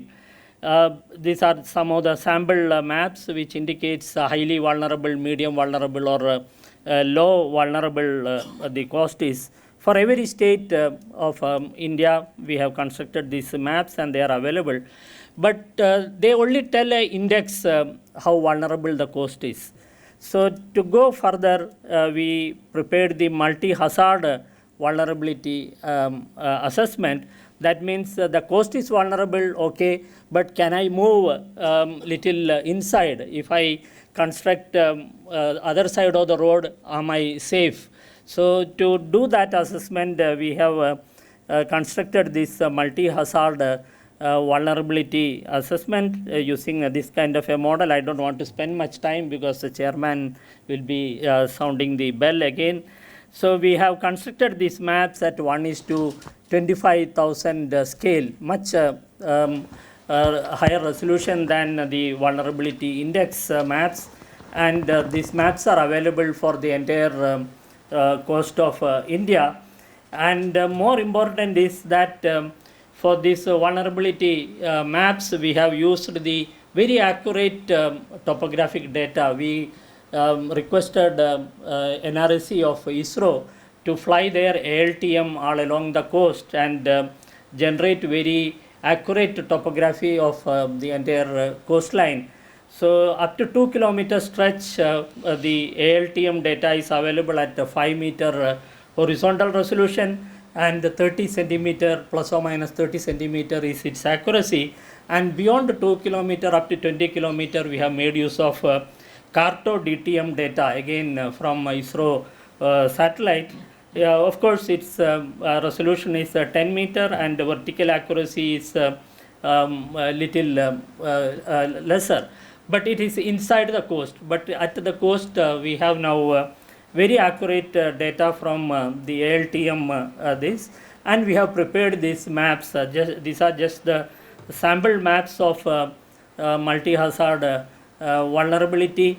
And we have gone one more step ahead, identified which are the most areas which are most vulnerable due to this multi-hazard tsunami, storm surges, sea level rise, slope of the coastal erosion and accretion. All these parameters have been put into this model, and we have identified something like 9 areas, and those areas have been mapped using a 3D GIS mapping technology, or we have the entire map up to the building level for those areas like Kakinada, Machilipatnam, Chennai city also, and Kadalur, Pondicherry, Rameshwaram, and on the west coast, Cochin, Alleppey stretch, Nisampatnam, Puri, and all these areas.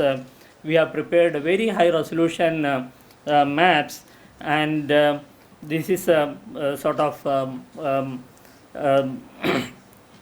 maps which have been prepared by flying either the drone or using a 360-degree camera on a jeep, and we can now use these maps to tell if an event occurs, or storm surge or a tsunami occurs, up to which level of that village will get affected, and what will be the inundation level.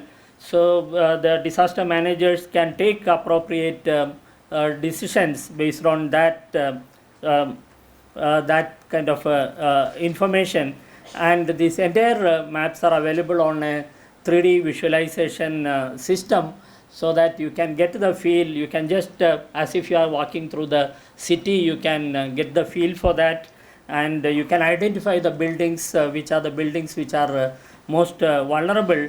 And now we are the agency which provides the tsunami early warnings also. So we integrated both this and prepared the models which we can run on the fly if a tsunami event occurs, and can give these kind of maps to the disaster managers that these are the areas which you have to immediately take action, and these are the buildings which are most vulnerable, and the people has to be evacuated from this region.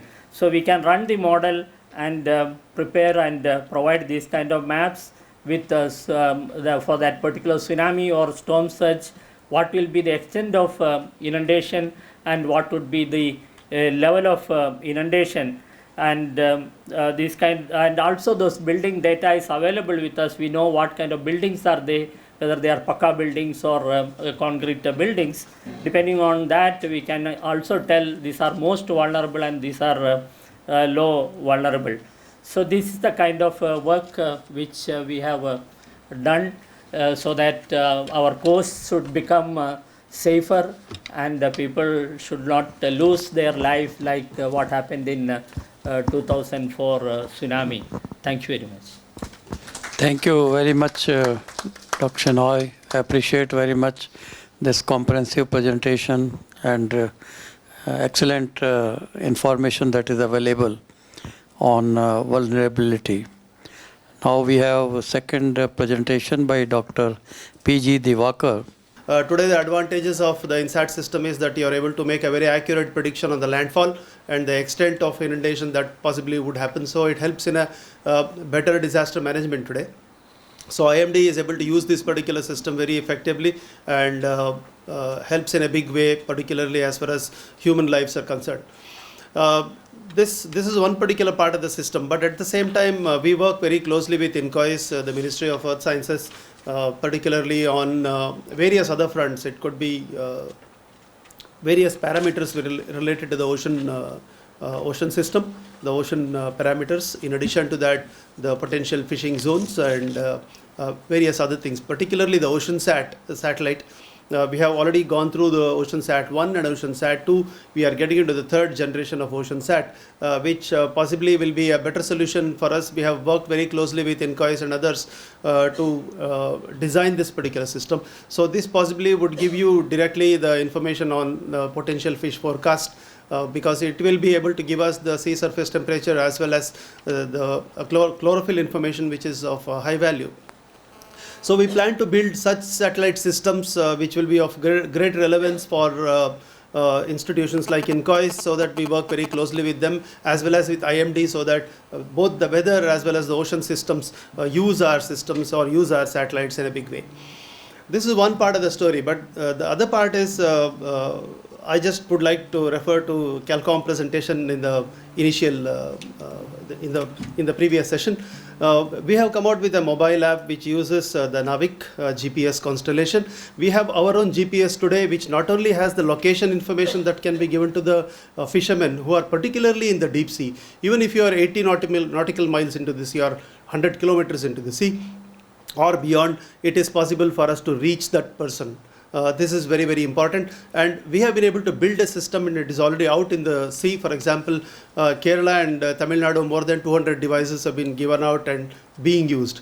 Now, what's the advantage of this? The advantage of this particular device is that even if you are deep into the sea, you are able to get constant messages, which possibly in a mobile will not happen, because your reach with respect to the SIM card will not be good enough. Maybe maximum 10 kilometers you will be able to get some information depending on the tower available.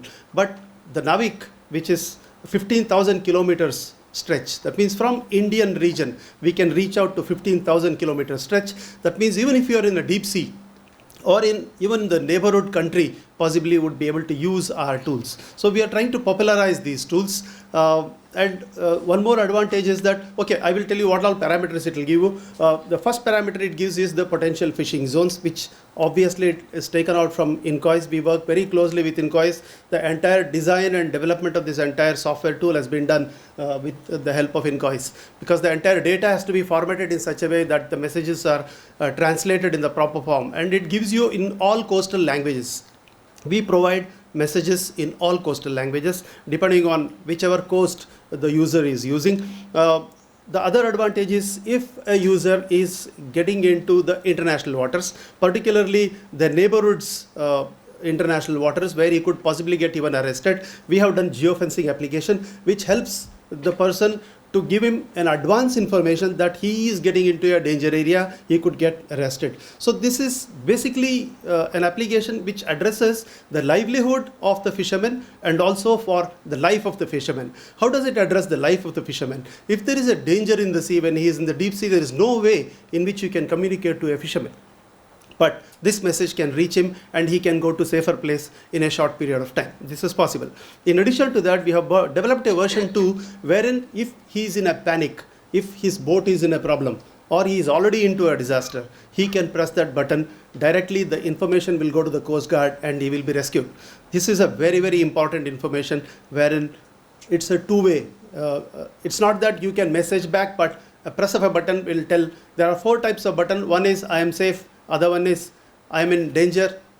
Third one is I am in deep danger. Let us say these are the possible buttons which he can press and he can be picked up from wherever he is. This becomes very, very important, and it's going to be possibly a game changer as far as deep sea fishing areas are concerned, and we are trying to see to that these devices can be costed cheap, and it directly works on any Android mobile, and the device which gets fitted into the boat can stay with a battery backup for about 5 to 6 days. So this kind of an application is coming out and it's already being used. We would like to popularize it all along the coast. I'm sure Fisher Friends and ISRO possibly could think of even putting applications together so that we can reach out to a larger number of users, which helps in a big way. ISRO also has on the climate side a nicest tool available on the Bhuvan platform. There is a Bhuvan, anybody can Google on Bhuvan, you will get thousands of GIS layers. It's basically a geospatial platform. It provides wide variety of information not only on the land but also with respect to the ocean. Particularly if you are looking at models, the coupled models, the ocean land coupled models, you have large number of GIS, geospatial as well as ECVs, what we call. These are available, which can be downloaded and used for those guys who are basically doing modeling. Especially the youngsters who are into climate models could freely download the information from the NICES portal, which is available on the Bhuvan. And Bhuvan is another versatile portal which gives wide varieties of information on the land, on the coast, on the ocean. And we have linkages with INCOIS wherein we will be able to give the potential fishing zone information also on a regular basis. These are some of the important interventions that is going on with respect to the ground segment other than the space segment. While we concentrate on space segment to provide necessary satellites, we also look at the ground segment through web geoportals so that we can provide this kind of information which can be used very effectively. Dr. Shailesh Nayak also mentioned in his talk, it was a very interesting talk. He touched upon various subjects. He talked about one important thing: how do you measure the impacts with respect to the mangroves and also with respect to the coral system? In fact, he himself was the architect for making a very high resolution coral map for the entire coastal region of the country. We have taken cue from him and we are working very hard on bringing up the recent coral maps at a very high resolution, 10,000 scale, 1:10,000 scale. I think he did it at 25,000 scale, if I'm right. So we should be able to take his help, take his guidance, and try to see whether we can make impacts. Impacts is very, very important, like what Dr. Shailesh said. So we are working with the Department of Biotechnology to bring out the mangrove maps as well as the coral maps of the entire country, and this will be out very soon. The teams are already working. This would be an interesting and important information for people to see down the line. These are some of the points which I wanted to share, but certainly on the discussion point, we'll be able to do a lot more. Thank you. Thank you, Dr. Divakar. Again, very important intervention you had, and good information that is available relating to how we can save life of fishermen besides improving their livelihood. And the last point which you indicated for the planning and better assessment, 1:10,000 scale is more effective. In agriculture, we have been doing soil survey for last almost 50 years. 1:25,000 has not helped for land use planning, if we want scientific land use planning.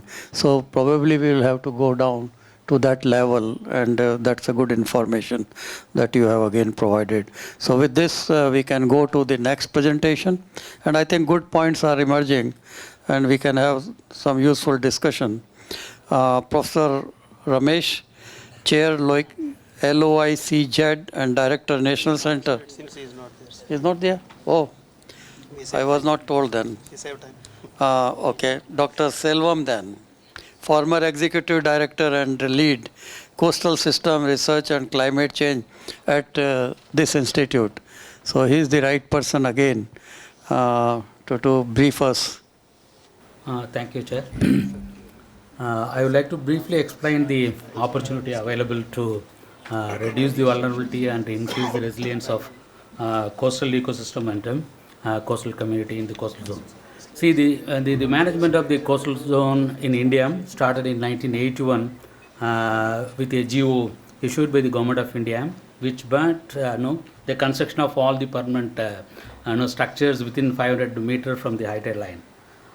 This GO was legalized, and it was given legal sanctity in 1991 when the Coastal Zone Regulation notification was issued under the Environmental Protection Act. So, but what happened between 91 and 2004, this coastal regulation zone, coastal zone regulation notification was amended more than 25 times. So, at the request of the central government, as well as at the request of various states and various bodies, it was amended. The main point is that it is completely diluted the spirit of the coastal zone regulation issued in 1991. So, in 2004, the Ministry of Environment Forest, Government of India, they formed another committee under the chairmanship of Professor MS Swaminathan to review these ERZ notifications. So the main point from this review is that this committee suggested to shift from regulating activities in the coastal zone to manage the activities. But if you see in the coastal zone, three different kinds of developmental processes are going on. One is the economic development, then community development, and the ecological development. All these developmental processes, they have their own imperatives, they have their own salient features. For example, if you take economic development, The focus will be more on economic growth, more on maximization of benefit, profit, then externalization of cost, no expansion of market. All those things are the basic features of the economic development. If you take community development, the basic imperatives are to provide to meet the basic needs of the people, including access to water, health and education, and also social and gender equality. These are all some of the important features related to the community development. If you take ecological development, we know very well that the conservation of the biodiversity, conservation of ecosystem, bioresources, enhancing the ecosystem services. These are all the very important features of ecological development. So, but all these imperatives are repulsive to each other. It will not merge together. So, what the Professor Committee suggested is to strike a balance among these three developmental processes, so that you will get a kind of sustainable developmental model in the coastal area. Actually, this is in a nutshell that it's a very big report, you can read them, but in a nutshell that I have put this, this is what this committee suggested. Very eminent persons were there in the committee. Dr. Nayak was also a member of this committee. But what is the current status? That is what the Professor Committee suggested, but what is the current state? Current status, if you see that in almost all the coastal areas, the economic development dominates over the ecological development and community development. In fact, the entire government machinery is now geared towards the economic development, and a lot of policy support is there, a lot of resources allocation, and as a result, most of the coastal areas now they are site for the development of ports, power plants, industrial complex. There are so many things are there. And if you take the ecological development, that actually dominates over the community development. For example, there are many acts are there, and the many coastal areas are declared as the coastal zone 1 or protected areas, reserve forest, all those kinds of things are there. So the ecological development dominates over the community development, and all these things actually increases the vulnerability and decrease resilience of both the coastal ecosystem as well as the coastal poor and women. Particularly if you see that it's not an exaggeration, what we are seeing in the field, the coastal poor are now disappearing not because of the economic development, because of the pressure that they are now getting from the economic development as well as from the ecological development. Their access to bioresources, access to fisheries, it's all getting reduced. So this is the situation now. And this problem is going to be further exacerbated by the two major concerns in the coastal area, climate concerns. One is the sea level rise, then is the cyclones. And I have put the cumulative effects of these. See what from the development perspectives, I would like to say that these two things are affecting the five capitals of the livelihood security in the coastal area. That's the natural capital, human capital, social capital, physical and financial capital. This is the major problem that we are seeing. We have seen this in the area in Vedanam, where the Gaja cyclone recently it's crossed this belt. So, but opportunities are available. There is adaptation strategies is there. This is actually the IPC model. It was published in 1992. I think that after that there are many models, but I feel that this is the best one because it's practically it can be used to develop plans. So this model has three strategies. One is retreat. So you identify the area which is going to be inundated by seawater and move away from that place. But I feel that in a highly populated country like India and other Southeast Asian countries, it may not be very possible, and also it's very expensive. Second is protect the area which is going to be affected, and here also that the importance given to hard solutions, which is very expensive, and of course they also suggested soft solutions like mangroves and coral reefs. The third strategy is the accommodation. You change your land use. For example, if it is saline affected, you go for more of sustainable aquaculture or saline tolerant crop varieties, and also you grow mangroves and coral reefs, so that there are many options are available. These are all the options that Dr. Ramasubramaian in the morning in his presentation he mentioned. I feel this is more opt. This is more it is practically possible. So options are available for adaptation to climate change.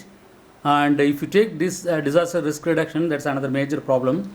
Of course, it's a well-developed guidelines are there, but practically how we are doing is also a question. But because what we have seen is that in recent time, the disaster risk reduction is more, disaster management is more related to saving the lives of the human beings.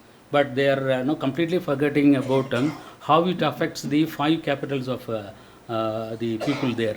For example, in the Vedanyam, I already mentioned that it is no one has studied. Even MSSRF has not made any attempt to see that how these 5 capitals are affected by the cyclone. So, but options are available. Good guidelines are there. There are some models are there. For example, the ecosystem model of UNDP is very helpful in reducing the risk to disaster.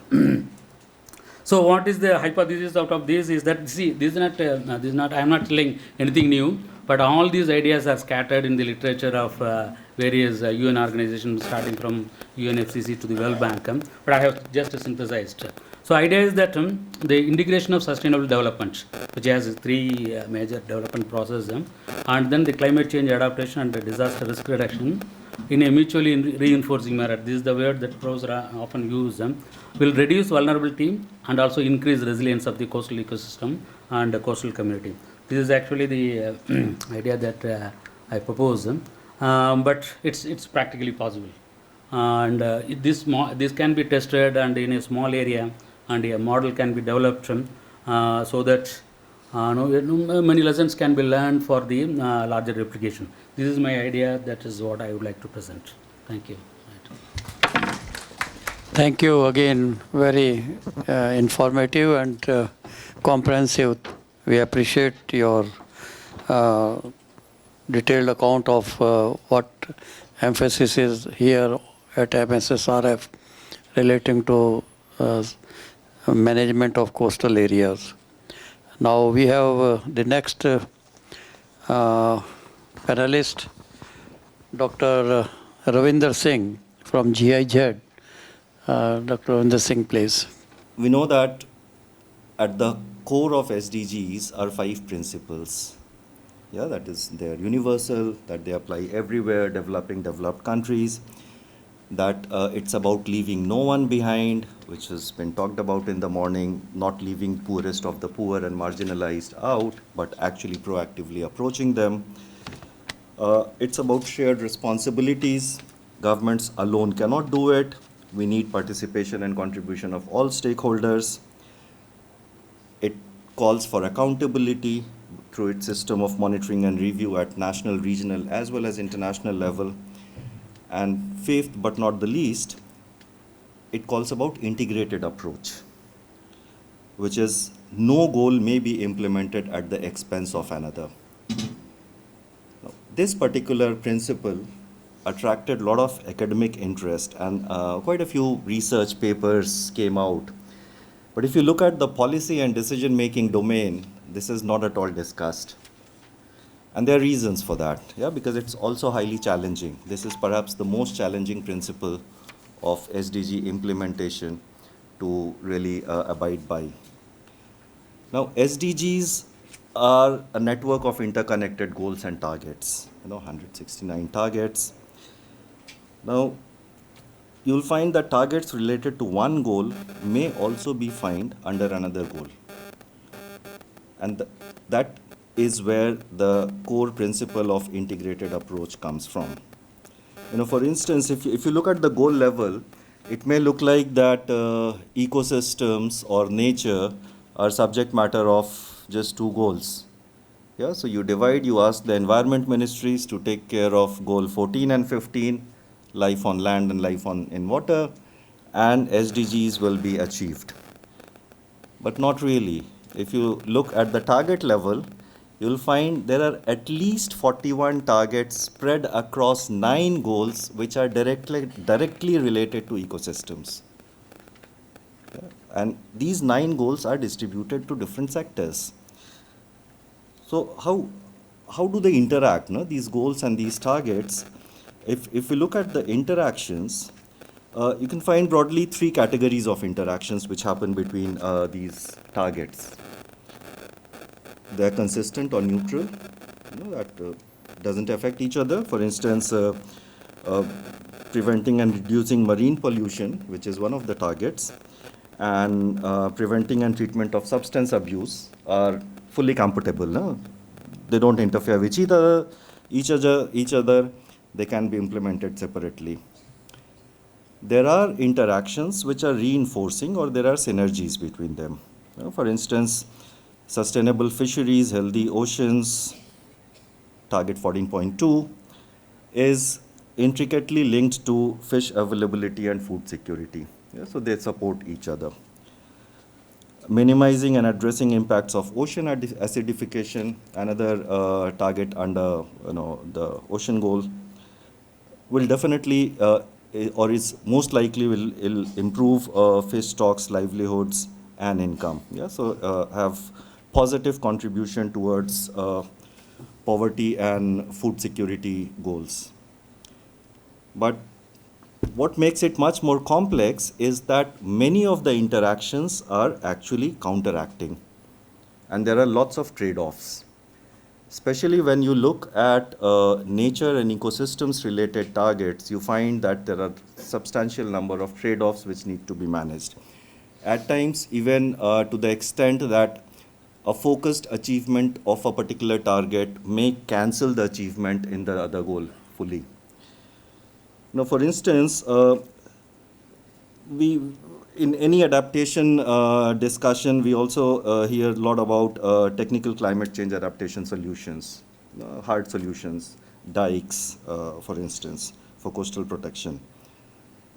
It can be, it supports achievement of one of the targets, 13.1 adaptation. But it can counteract to sustainable ecosystems. What happens to mudflats? What happens to mangroves?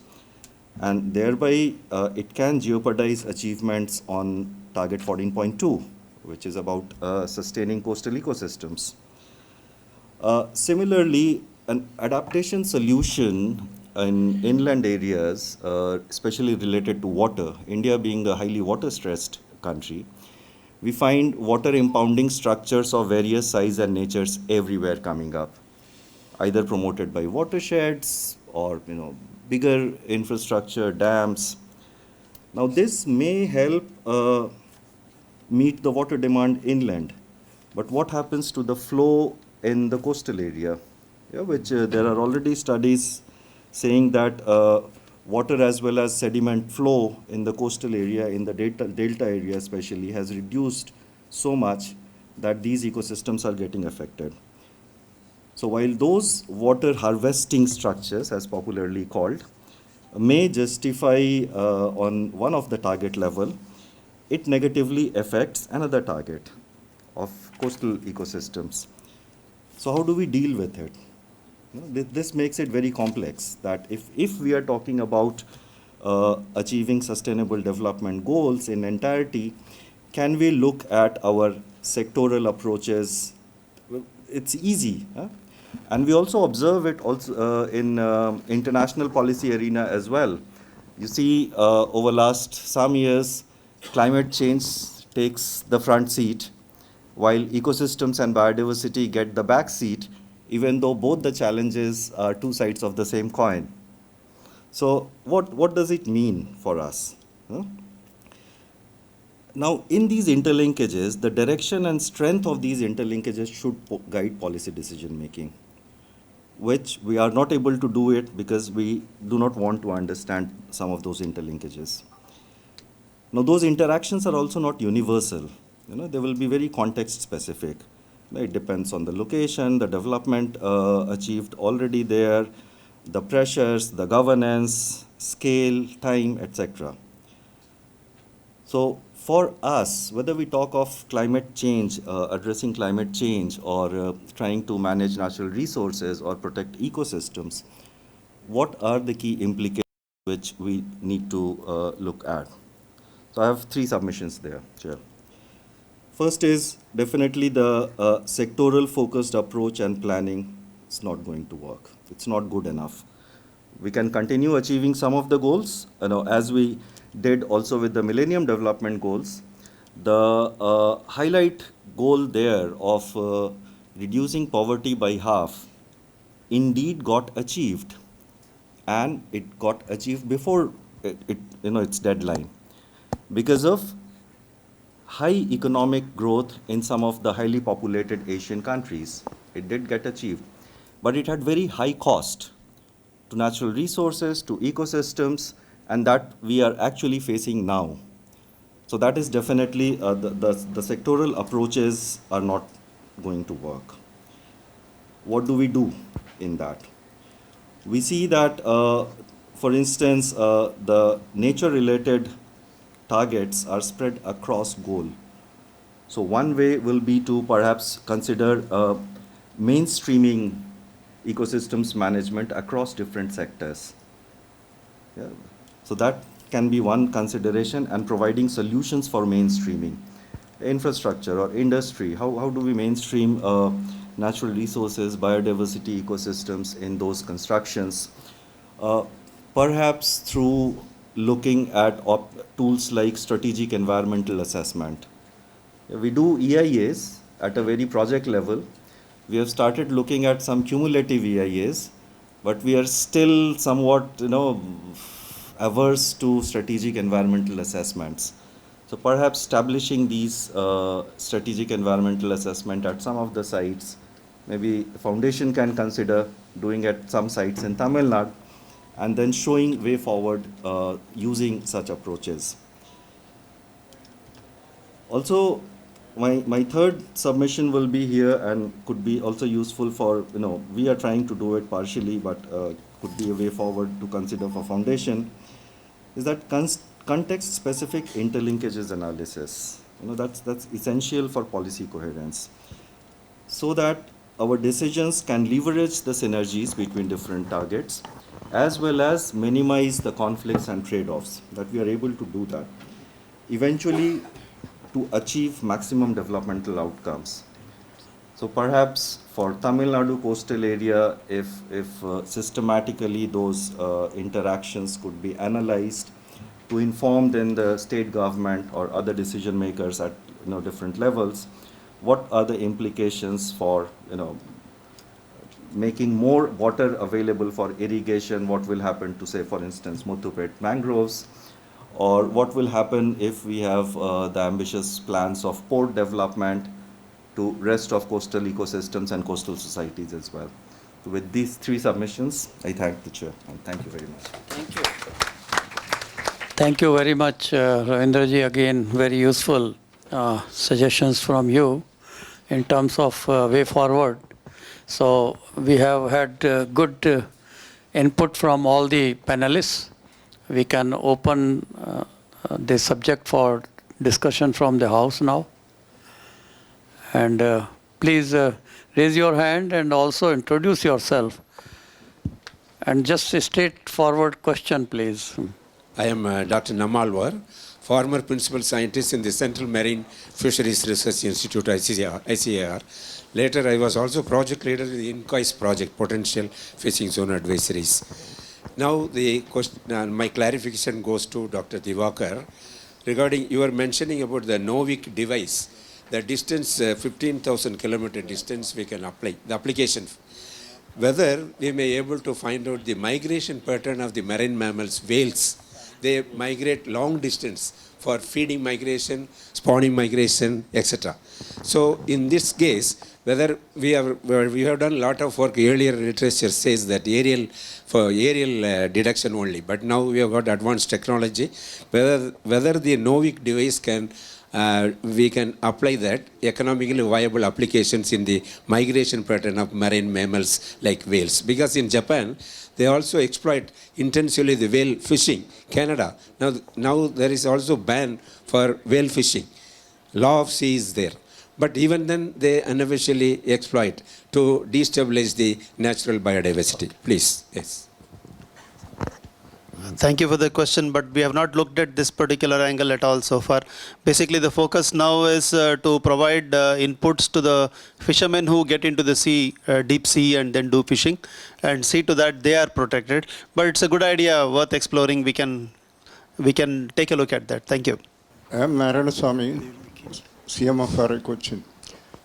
I would like to ask a question about this, our It is highly vulnerable. This is Sundarbans. Recently, I have seen a report in CSE's Down to Earth magazine, Sunitha Naran, that the present status of this Sundarbans is highly risky because it is wiped out almost. Within few years, as we all know, it will be submerged under the sea. Most of the, because it is having biodiversity is being destroyed, a lot of animals. There is a tiger which is endemic to that particular Sundarbans area. So diversity will be destroyed forever. And anybody has been done a good study on this, including this Center for Climate, this Earth Science Studies. Anybody was done? What is the present status? Anybody Kindly can come to the question, please. Question is that what is the present status? Status of State of the Sundarban status. Okay. Okay. The last speaker, Dr. Singh, made a very important observation, absolutely crucial about trade-offs and the need for trade-offs, because that goes without saying. Should be acknowledged. The question I have is who makes those trade-offs? Because if you take the perspective of policymakers, they're going to be in silos, they always have been in silos, and will continue to be in silos going in the future. What there isn't is a mechanism as yet to get the right people, and usually, it ought to be those people who are affected, whether it be farmers, whether it be slum dwellers, etc., who identify what their key interests are and then make the trade-offs. So to what extent is there any work going on looking at decision-making mechanisms that are more bottom-up, that the people who are affected make those trade-offs? I think the trade-off analysis has to happen at all levels depending upon the level of decision-making. Yeah, so even at policy level, there are trade-offs to be analyzed. Yeah, for instance, what are the likely implications of, say, focus on the entire water system for only fresh water, yeah, which is currently being kind of thought in terms of Jal Shakti mission. Yeah, so entire focus shifts on fresh water. So there will be trade-offs even at the policy-making level, which other sectors and ministries have to discuss.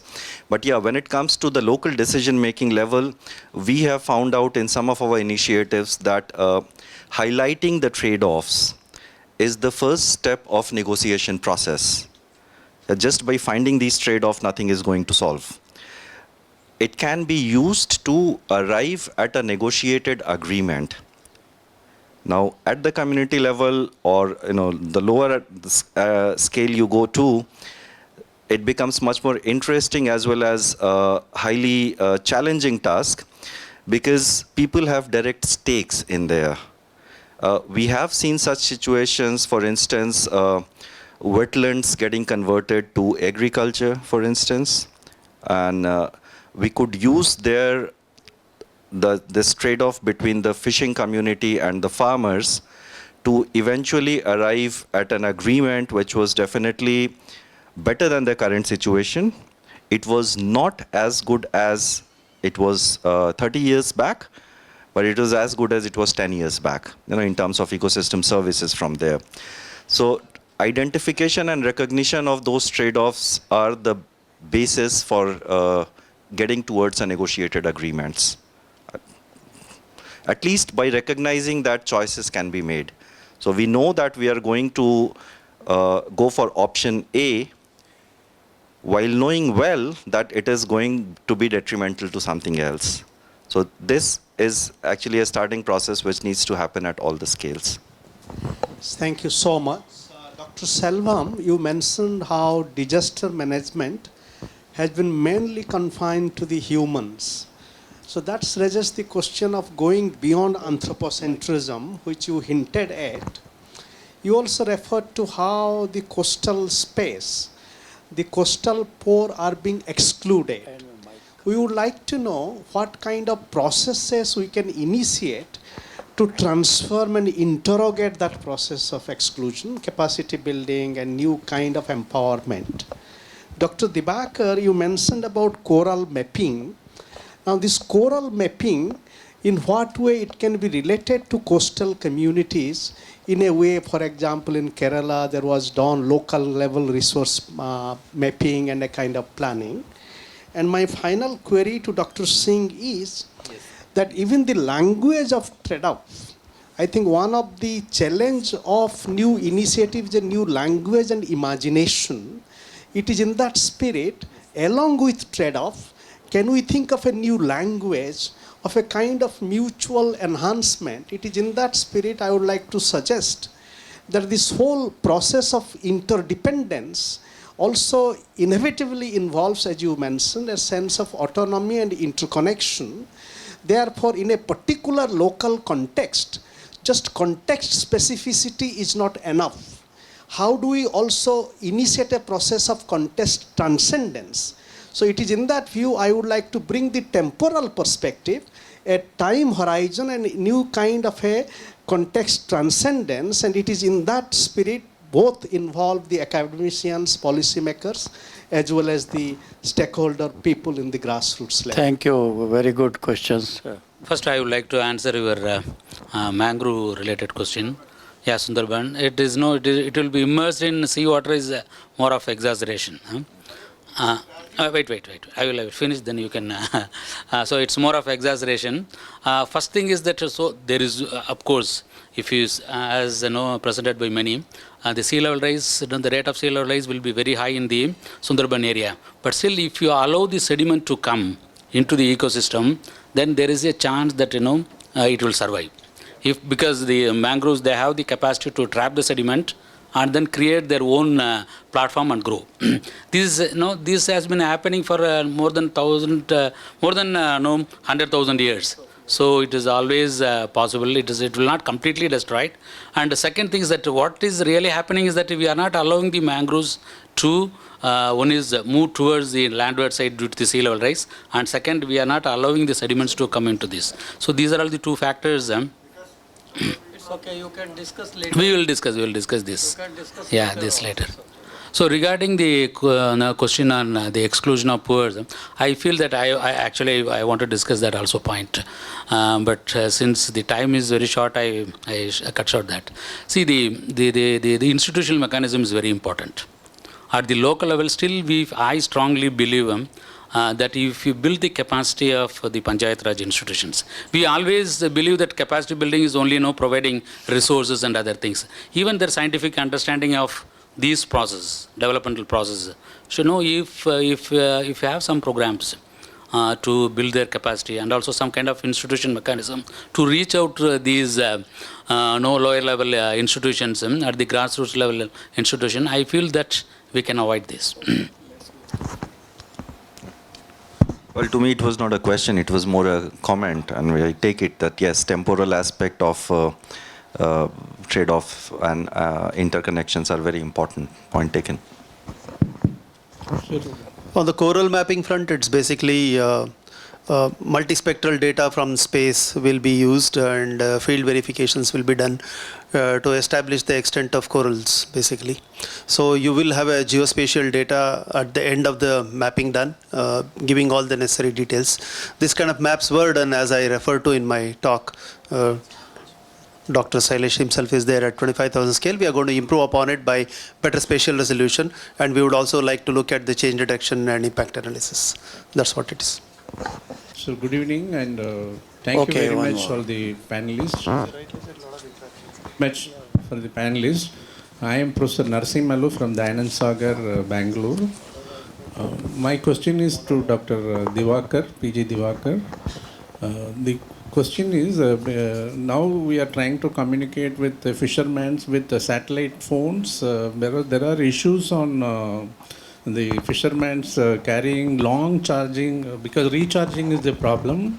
Also the long battery source sat phones, so that the communication with them and also it will be stable. So as anything has gone onto that, discussions onto that. the technology side, so that you communicate for them, so that the safety of them, fishermen? Actually, satellite phones is a reality today. Yes, that is certainly possible. But we, as of now, don't have sufficient bandwidth. Even though we have a satellite, we are serving mostly the strategic sector as far as satellite phones are concerned. So our defense groups are using it today. But we are basically looking at a system wherein the battery will sustain for a longer time, and messaging system should be able to work for a longer time also. So we are looking at a much more optimized solution even for those fishermen who are in the deep sea. They should be able to at least see, they would like to message when they are in distress. So we are enabling a situation where they will be able to message when they are in distress, but they will keep on receiving regular information about the state of the sea, about the storm surge, about the cyclonic storms, about the tsunamis and all these things through INCOI's information. So this is how the mechanism works now. The thing is that we do have so much improvement in communication, both INCOIS and ISRO, but still the pathetic situation is that the Indo-Sri Lankan conflict. About last 3 decades, more than 600 fishermen were shot dead, and still it continues. But we were told that there are some intervention by this ministry or the such department. Of course, formerly I was a senior scientist at MSSRF. We know the ground reality, but nothing is happening there. Why don't we intervene? What's the problem in doing that? There is a pathetic condition is going, then we have to do something on that. This is my... Then what prevents? Why we are not doing it? The solution, and we have arrived at the solution. As Dr. Divakar mentioned, the NAVIC system, which gives the map as well as the boundary. So also we have worked with Airport Authority of India, the Gagan system, and the mobile will show you the map and the international boundary, and if you cross, it will give you a beep. So we can warn the fishermen that you are crossing the international boundary, and it is up to them whether they want to cross or not. That we can't do anything. So, okay. Yes. So now, see, earlier also, like the Fisher, app which was developed by Qualcomm, that has the facility, but the issue is sometimes they will say that we are not getting the mobile range. That issue has been solved now, and this with the NAVIC, with which we worked with ISRO and other partners, as well as with the Airport Authority. So now there are 2 systems. One is using the NAVIC, and other one the Gagan. Within a month we are going to launch that. Field trials have been completed, and that will exactly will show you the map where you are and the international boundary, and if you cross, you will get a alarm even, and then it is up to you. You want to go there or come back. I want to raise a new problem as a result of the sea level rise and the coastal flooding. The problem of plastic pollution. In the recent floods, unprecedented floods in Kerala, my wife had gone on a team of visit. They had to go by boat because there's neck-deep water and the mountains of plastic floating on top. And the government of Kerala is seriously considering a total ban on use of plastics, legal ban. This is going to be a very serious problem in times of these high sea level rise and flooding. So what is the thinking of the panel? I'm not questioning any particular panelist, but general thinking to bring about a legal ban on plastic use, especially in the coastal areas. I think even nylon nets, I don't know whether they are but not biodegradable. So this is going to be a very serious problem in times of these unprecedented high sea level rise due to floods. Very important point you have raised, and it's a matter of concern really in terms of environmental pollution. Now I would request our lead speaker of the earlier session, Dr. Shailesh Nayak, to give his perception in relation to some of the discussions that were held, and maybe some additional insight that he can provide, being leader in this area. Thank you. I think I would like to only comment on a couple of things. One is, of course, on the Sundarbans. If you really see, the delta building process is still continuing.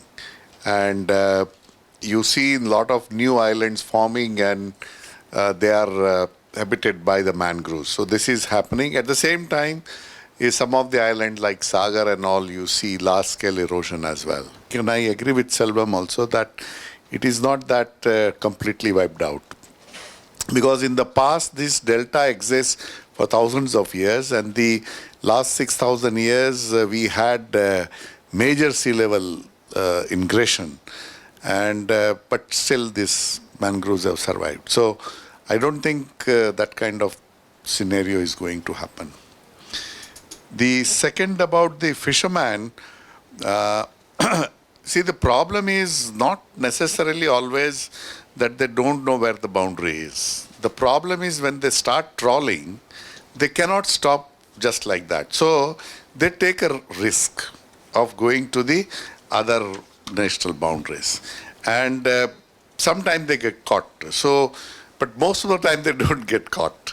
So this is also we have to keep in mind that it is the process of trawling. If you have seen, you can't abandon halfway. So this is the main problem. And only thing which will help now, once they know the boundary, they should see that their process of trawling gets over before the boundary completes. Because once they come near and they know, they will still go ahead and do it, because it's a question of the catch. And third issue is, of course, which you raised about the plastics. It's a very serious issue. Not that the plastic bottles and which you see on the thrown back during the cyclone or a high tide on the coast. That's not a serious problem. That you can collect it and destroy. But the problem more serious is the microplastic. This gets into a very small, smaller size, and this gets into the fish. I mean, fish, and that is where the more worrisome. The research has just started, but some of the initial evidence which we have that even the plastics which maybe in US or somewhere can come to the Indian coast. So it is a very serious, it's a global problem. What we are thinking is a local problem which comes on the beach and all, but it's really global problem, and this can be, there is no full understanding, but we know that this spreads throughout the globe. Thank you. Thank you, Dr. Thank you very much. Appreciate again. And now I request our co-chair. Good evening, everybody. We had a very diverse group of panelists as well as the lead speakers in this session, and we have all heard their detailed presentation as well as the issues that were raised. And the discussions that followed also brought out certain key areas in which one will have to look at very critically with respect to mitigation of climate change as well as the practices that people-centered livelihood patterns that we are seeing and following till now. How do we really look at the next few decades from now? And if that is the main purpose of the discussion of this particular session and also the sessions that will follow tomorrow and partly day after tomorrow, it will have to be a precise focus on which we will have to build this particular agenda for the future. And the discussions as the theme of Dr. Swaminathan's foundation is or has been, is to achieve through all these interventions ecological security, economic efficiency and social equity. There will have to be a development of an agenda which one can say as the agenda for transformation, or in Hindi it can be called as Parivartan agenda. And the theme areas on which the research and developmental work of the foundation has been revolving, like the coastal systems research or the biodiversity, then sustainable agriculture and rural development, interventions of IT for sustainable livelihoods, and also special programs where we are looking at achieving ecological security through human interventions. With also respect to the policy interventions. So all the achievements of the past 3 decades and the thinking process that has gone much before that has to be culminated into an action plan.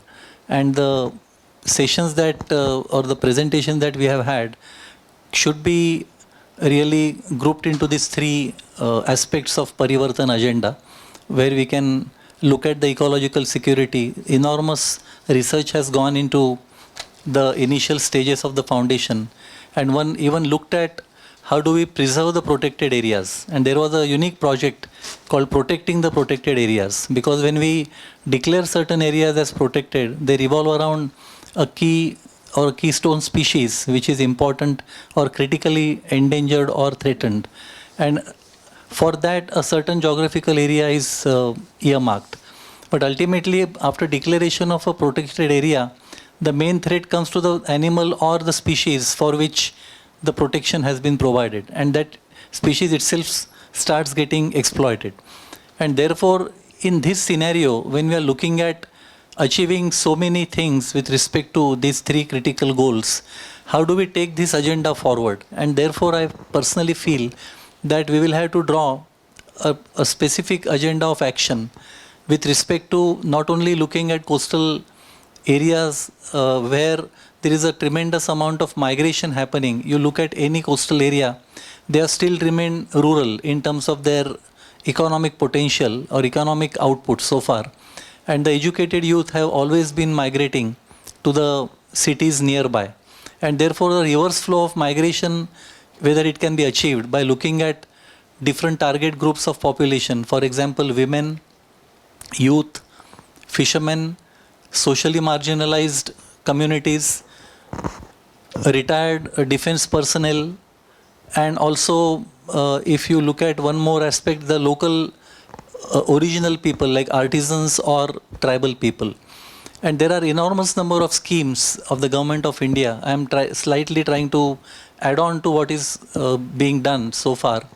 If those schemes can be attracted towards these 6 or 7 target groups, and the research that has been done so far in the last 3 decades can be focused to channelize those schemes to the rural sector in these 7 target groups, then I think a lot of things can be achieved with respect to achieving sustainable livelihood security.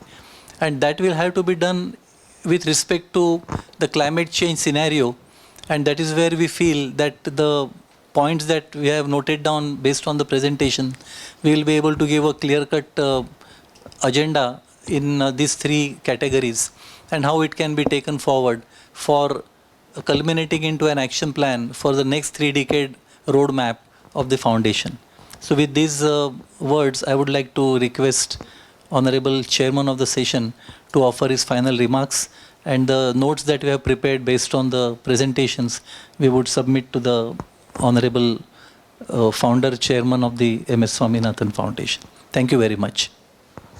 Well, we must thank our co-chair and all the panelists for excellent input that they have provided on a very important subject. And as you know, first of all, the focus of this conference is on sustainable development goals. And much has been said relating to those by Dr. Ravinder Singh.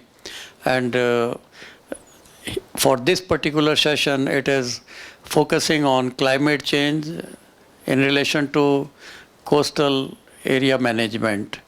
And you know that coastal region is also an important ecosystem where we have to take care of not only the future growth of the region, but also improving the livelihood, on which the government is laying greater emphasis of doubling farmers' income. Having said this, I would like to say that our current concern relating to sustainable development goals is particularly relating to this session is through climate change. So how climate change is affecting the lives of people living in coastal area and also affecting the flora and fauna of coastal area.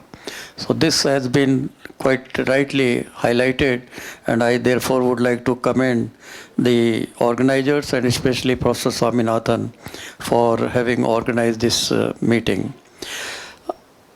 In relation to climate change, there are other sustainable development goals which again were mentioned, that life below sea and life on land. So we have to address both.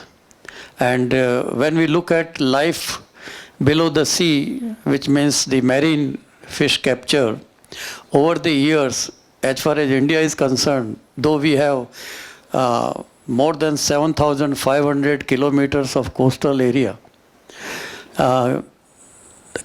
which is producing second largest fish production after China. But when you compare with China, though China is number one, they are 5 times more in fish production than us. So it's a matter of real concern. And if we have to improve livelihood of farmers who are landless, who deal with the vagaries of the weather and all kinds of risk every day, I don't think any other farmer faces this kind of risk, which they are facing. And in this context, the role of women also in agriculture, though is increasing and everywhere important, but in case of coastal region, their role is again very, very high. How can we empower women in relation to coastal ecoregion is also another important aspect. Having said this, I would say that in India, marine capture has been on decline. It used to be more than 5.5 million tons, now which Shailesh Ji rightly said is now around, I think, 3.9 million. And no doubt in India, we have made great progress also. And that has to be understood clearly. The fishery sector is giving more than 10 to 11% growth rate for the last 2 decades. But that has come through inland fishery, not from marine. So it's a challenge when we are talking about coastal region. And what can we do? How can we provide better knowledge? And issue of knowledge came up very clearly that farmers need knowledge. Even in Green Revolution area, where I had been working with the Farmers Commission in the later part of my career, I noticed that their requirement was not subsidy, but they say we need good knowledge and we want to see the success stories, what has happened elsewhere. So you have already brought out 30 success stories. I'm sure there must be many good success stories of coastal area in terms of production and livelihood sustainability. When we talk about this, then we have to also see that now the focus must come, and all said and done, we needed food, and therefore Green Revolution area got capital investment in the past, and all developments took place, and all inputs were provided, and that's how we got food security. But then in the process, we have really bypassed these other ecosystems. So we have to convince the policymakers that unless capital investment is made, unless more is invested on research for development, perhaps we will be simply talking about its importance. So time has come that we possibly request the government to come out with a mission for coastal region development. And time has come when we have to also address the sustainable goal number 17 of partnership. It can't be done alone. It has to be with all institutions which are there, and India has great strength, but we are having strength under our each umbrella. We don't want to coordinate and converge. And that is an issue of challenge which requires a policy decision. Besides this, we have also seen that it is not only fish. We have to look at the production system. So it is not crop or commodity approach. It has to be systems approach. And system approach, I never heard from anyone about plantation crops, which are also important in coastal area. Now when we talk of forestry and when we talk of reducing, in fact, out of our commitment in Paris Agreement, we seem to be on fast trajectory to achieve the two other goals of reducing greenhouse gas and also in terms of renewable energy, which is not on the non-renewable basis, but on the renewable basis, solar energy and so on. And we seem to be doing reasonably well, and we may achieve those goals. But we are much behind in terms of carbon sink management. And that's where we have to think of how can we cover the Forest Act of 1988, and then recently the Agroforestry Act of 2014 have clearly said that you must have 33% area under forest cover. If we do not address that, I don't think we will be able to achieve sustainable development goals totally. I will come to the other aspect of hunger, which is the last part. But in this respect, then, we can definitely play important role in the coastal area through agroforestry system. The plantation-based cropping system.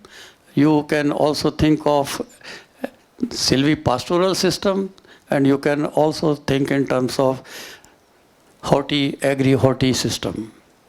And that's where we have to lay greater emphasis and increase more area, because if we do not plant, and that's how, har made pe ped ki jo baat hai, the call which has been given is, I think, in right direction.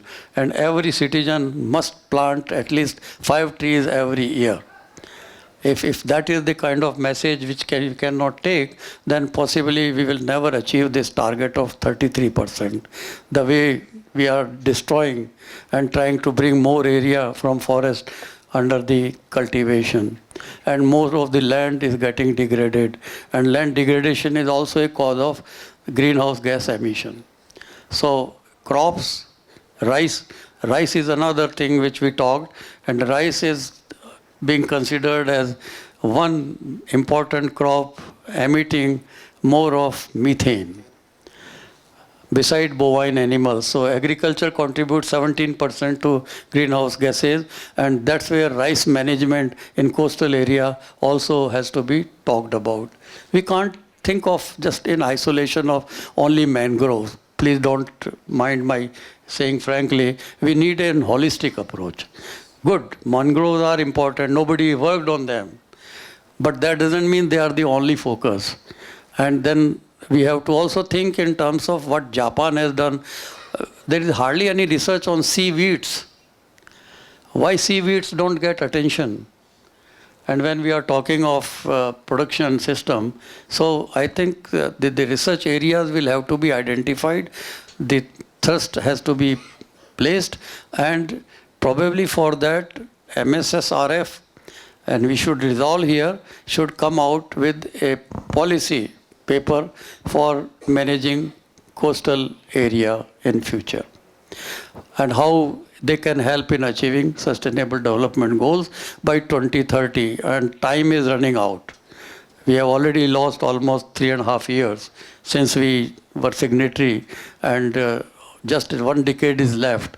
And in 1 decade, if we do not move fast, the message is very clear. The maximum concentration of not only the poor people, but also of hungry people resides in India. So if India doesn't achieve sustainable development goals, I think the whole world will find it difficult to achieve. And they say, think globally but act locally. So if we don't act locally, then who else will? And I'm glad that there is a debate here. There is a commitment here in this institution, and this institution should be recognized as lead center for coastal area research and should have its linkages built with others, whether it is ICR institutes, CMFRI, whether it is the institutes under the Ministry of Science and Technology or biotechnology and so on. And in that respect, I would like to also emphasize that we need to really have this kind of strategy for future placed on priority, and in the process also take advantage of what is being done by the government in various departments and schemes. I found this was another gap, because perhaps many of you would be experiencing or at least realizing that from this session you got a lot of information. So this knowledge is also not available. I mean, I think those apps you talked about, these kinds of, and youngsters to come in the system to play their role is very critical. So how do we bring youth and engage them and have this knowledge? Because government system cannot give all the knowledge.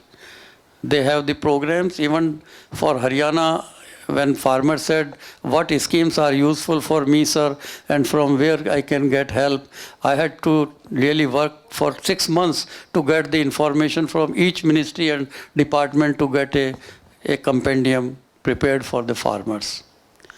And then they came again after I gave that, well, sir, this is the scheme, all right, but whom to approach? Then I had to put the name of the officers, and every time officers change. And what is the telephone number? So the farmer at the end is, I think, on receiving side. And who is to provide this support to them? Who is to help and see that they are empowered and women are empowered, especially in coastal area. And women empowerment is a matter of great priority. And if they are helped, then our household food security is solved. The best benefit of what we got from the first global conference on women in agriculture, which we organized, and was Dr. Swaminathan was, and I was with him.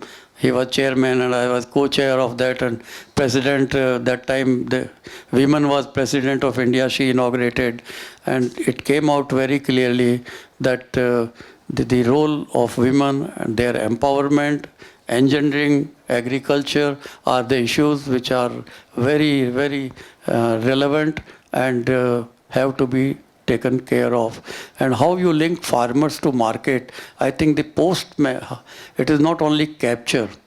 And when we talk of capture, our concern is that it is all shallow water capture. The deep water we have not explored. And that's the technology where we have to take help of, important institutions, take help of Dr. Shailesh Nayak and Divakar and Dr. Selvam and all others, and see as to how we can help them. And for that you need investment. And for those investments, you must have a mission under which the support can be provided to these farmers. So I won't really go, it's a matter of, I'm not expert in this field, and I was quite rather shaky when I was asked to do this particular role, and I'm really sorry, Dr. Shailesh Nayak, for having interrupted you. But the constraint was on me to manage the session, and that's how I requested you. We would love to listen to your presentations for a longer time, but I'm sure you will help in preparing this strategy paper. And kindly involve peers in this. Don't do it individually. And in the process, I'm sure we will have what they call is way forward, and we need to act now and have the benchmark data, and lot of developments are taking place. Big data is there, artificial intelligence is there, and now drones are being used. So and ISRO is world leader now in many areas. So it's not an issue of lack of our capability, but it's putting all the efforts together and see as to we have in focus now the farmer rather than we have interest of ourselves. And that's the only message I would like to convey, and would like to request you to give big hand to all the panelists on the dais, and thank you for your patient hearing and be with us till this hour. Thank you very much. Bringing all the points together in consolidating way forward plan for the coastal zone management.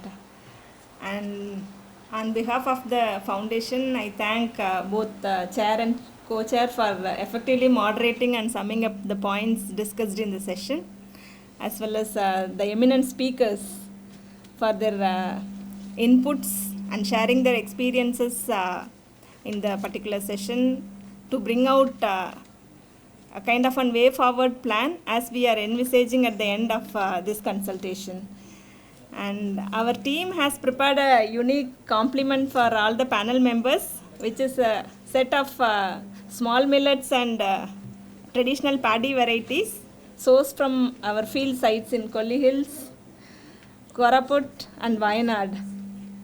Now with that we are closing the session. Thank you very much for all your support and cooperation in running the session very effectively.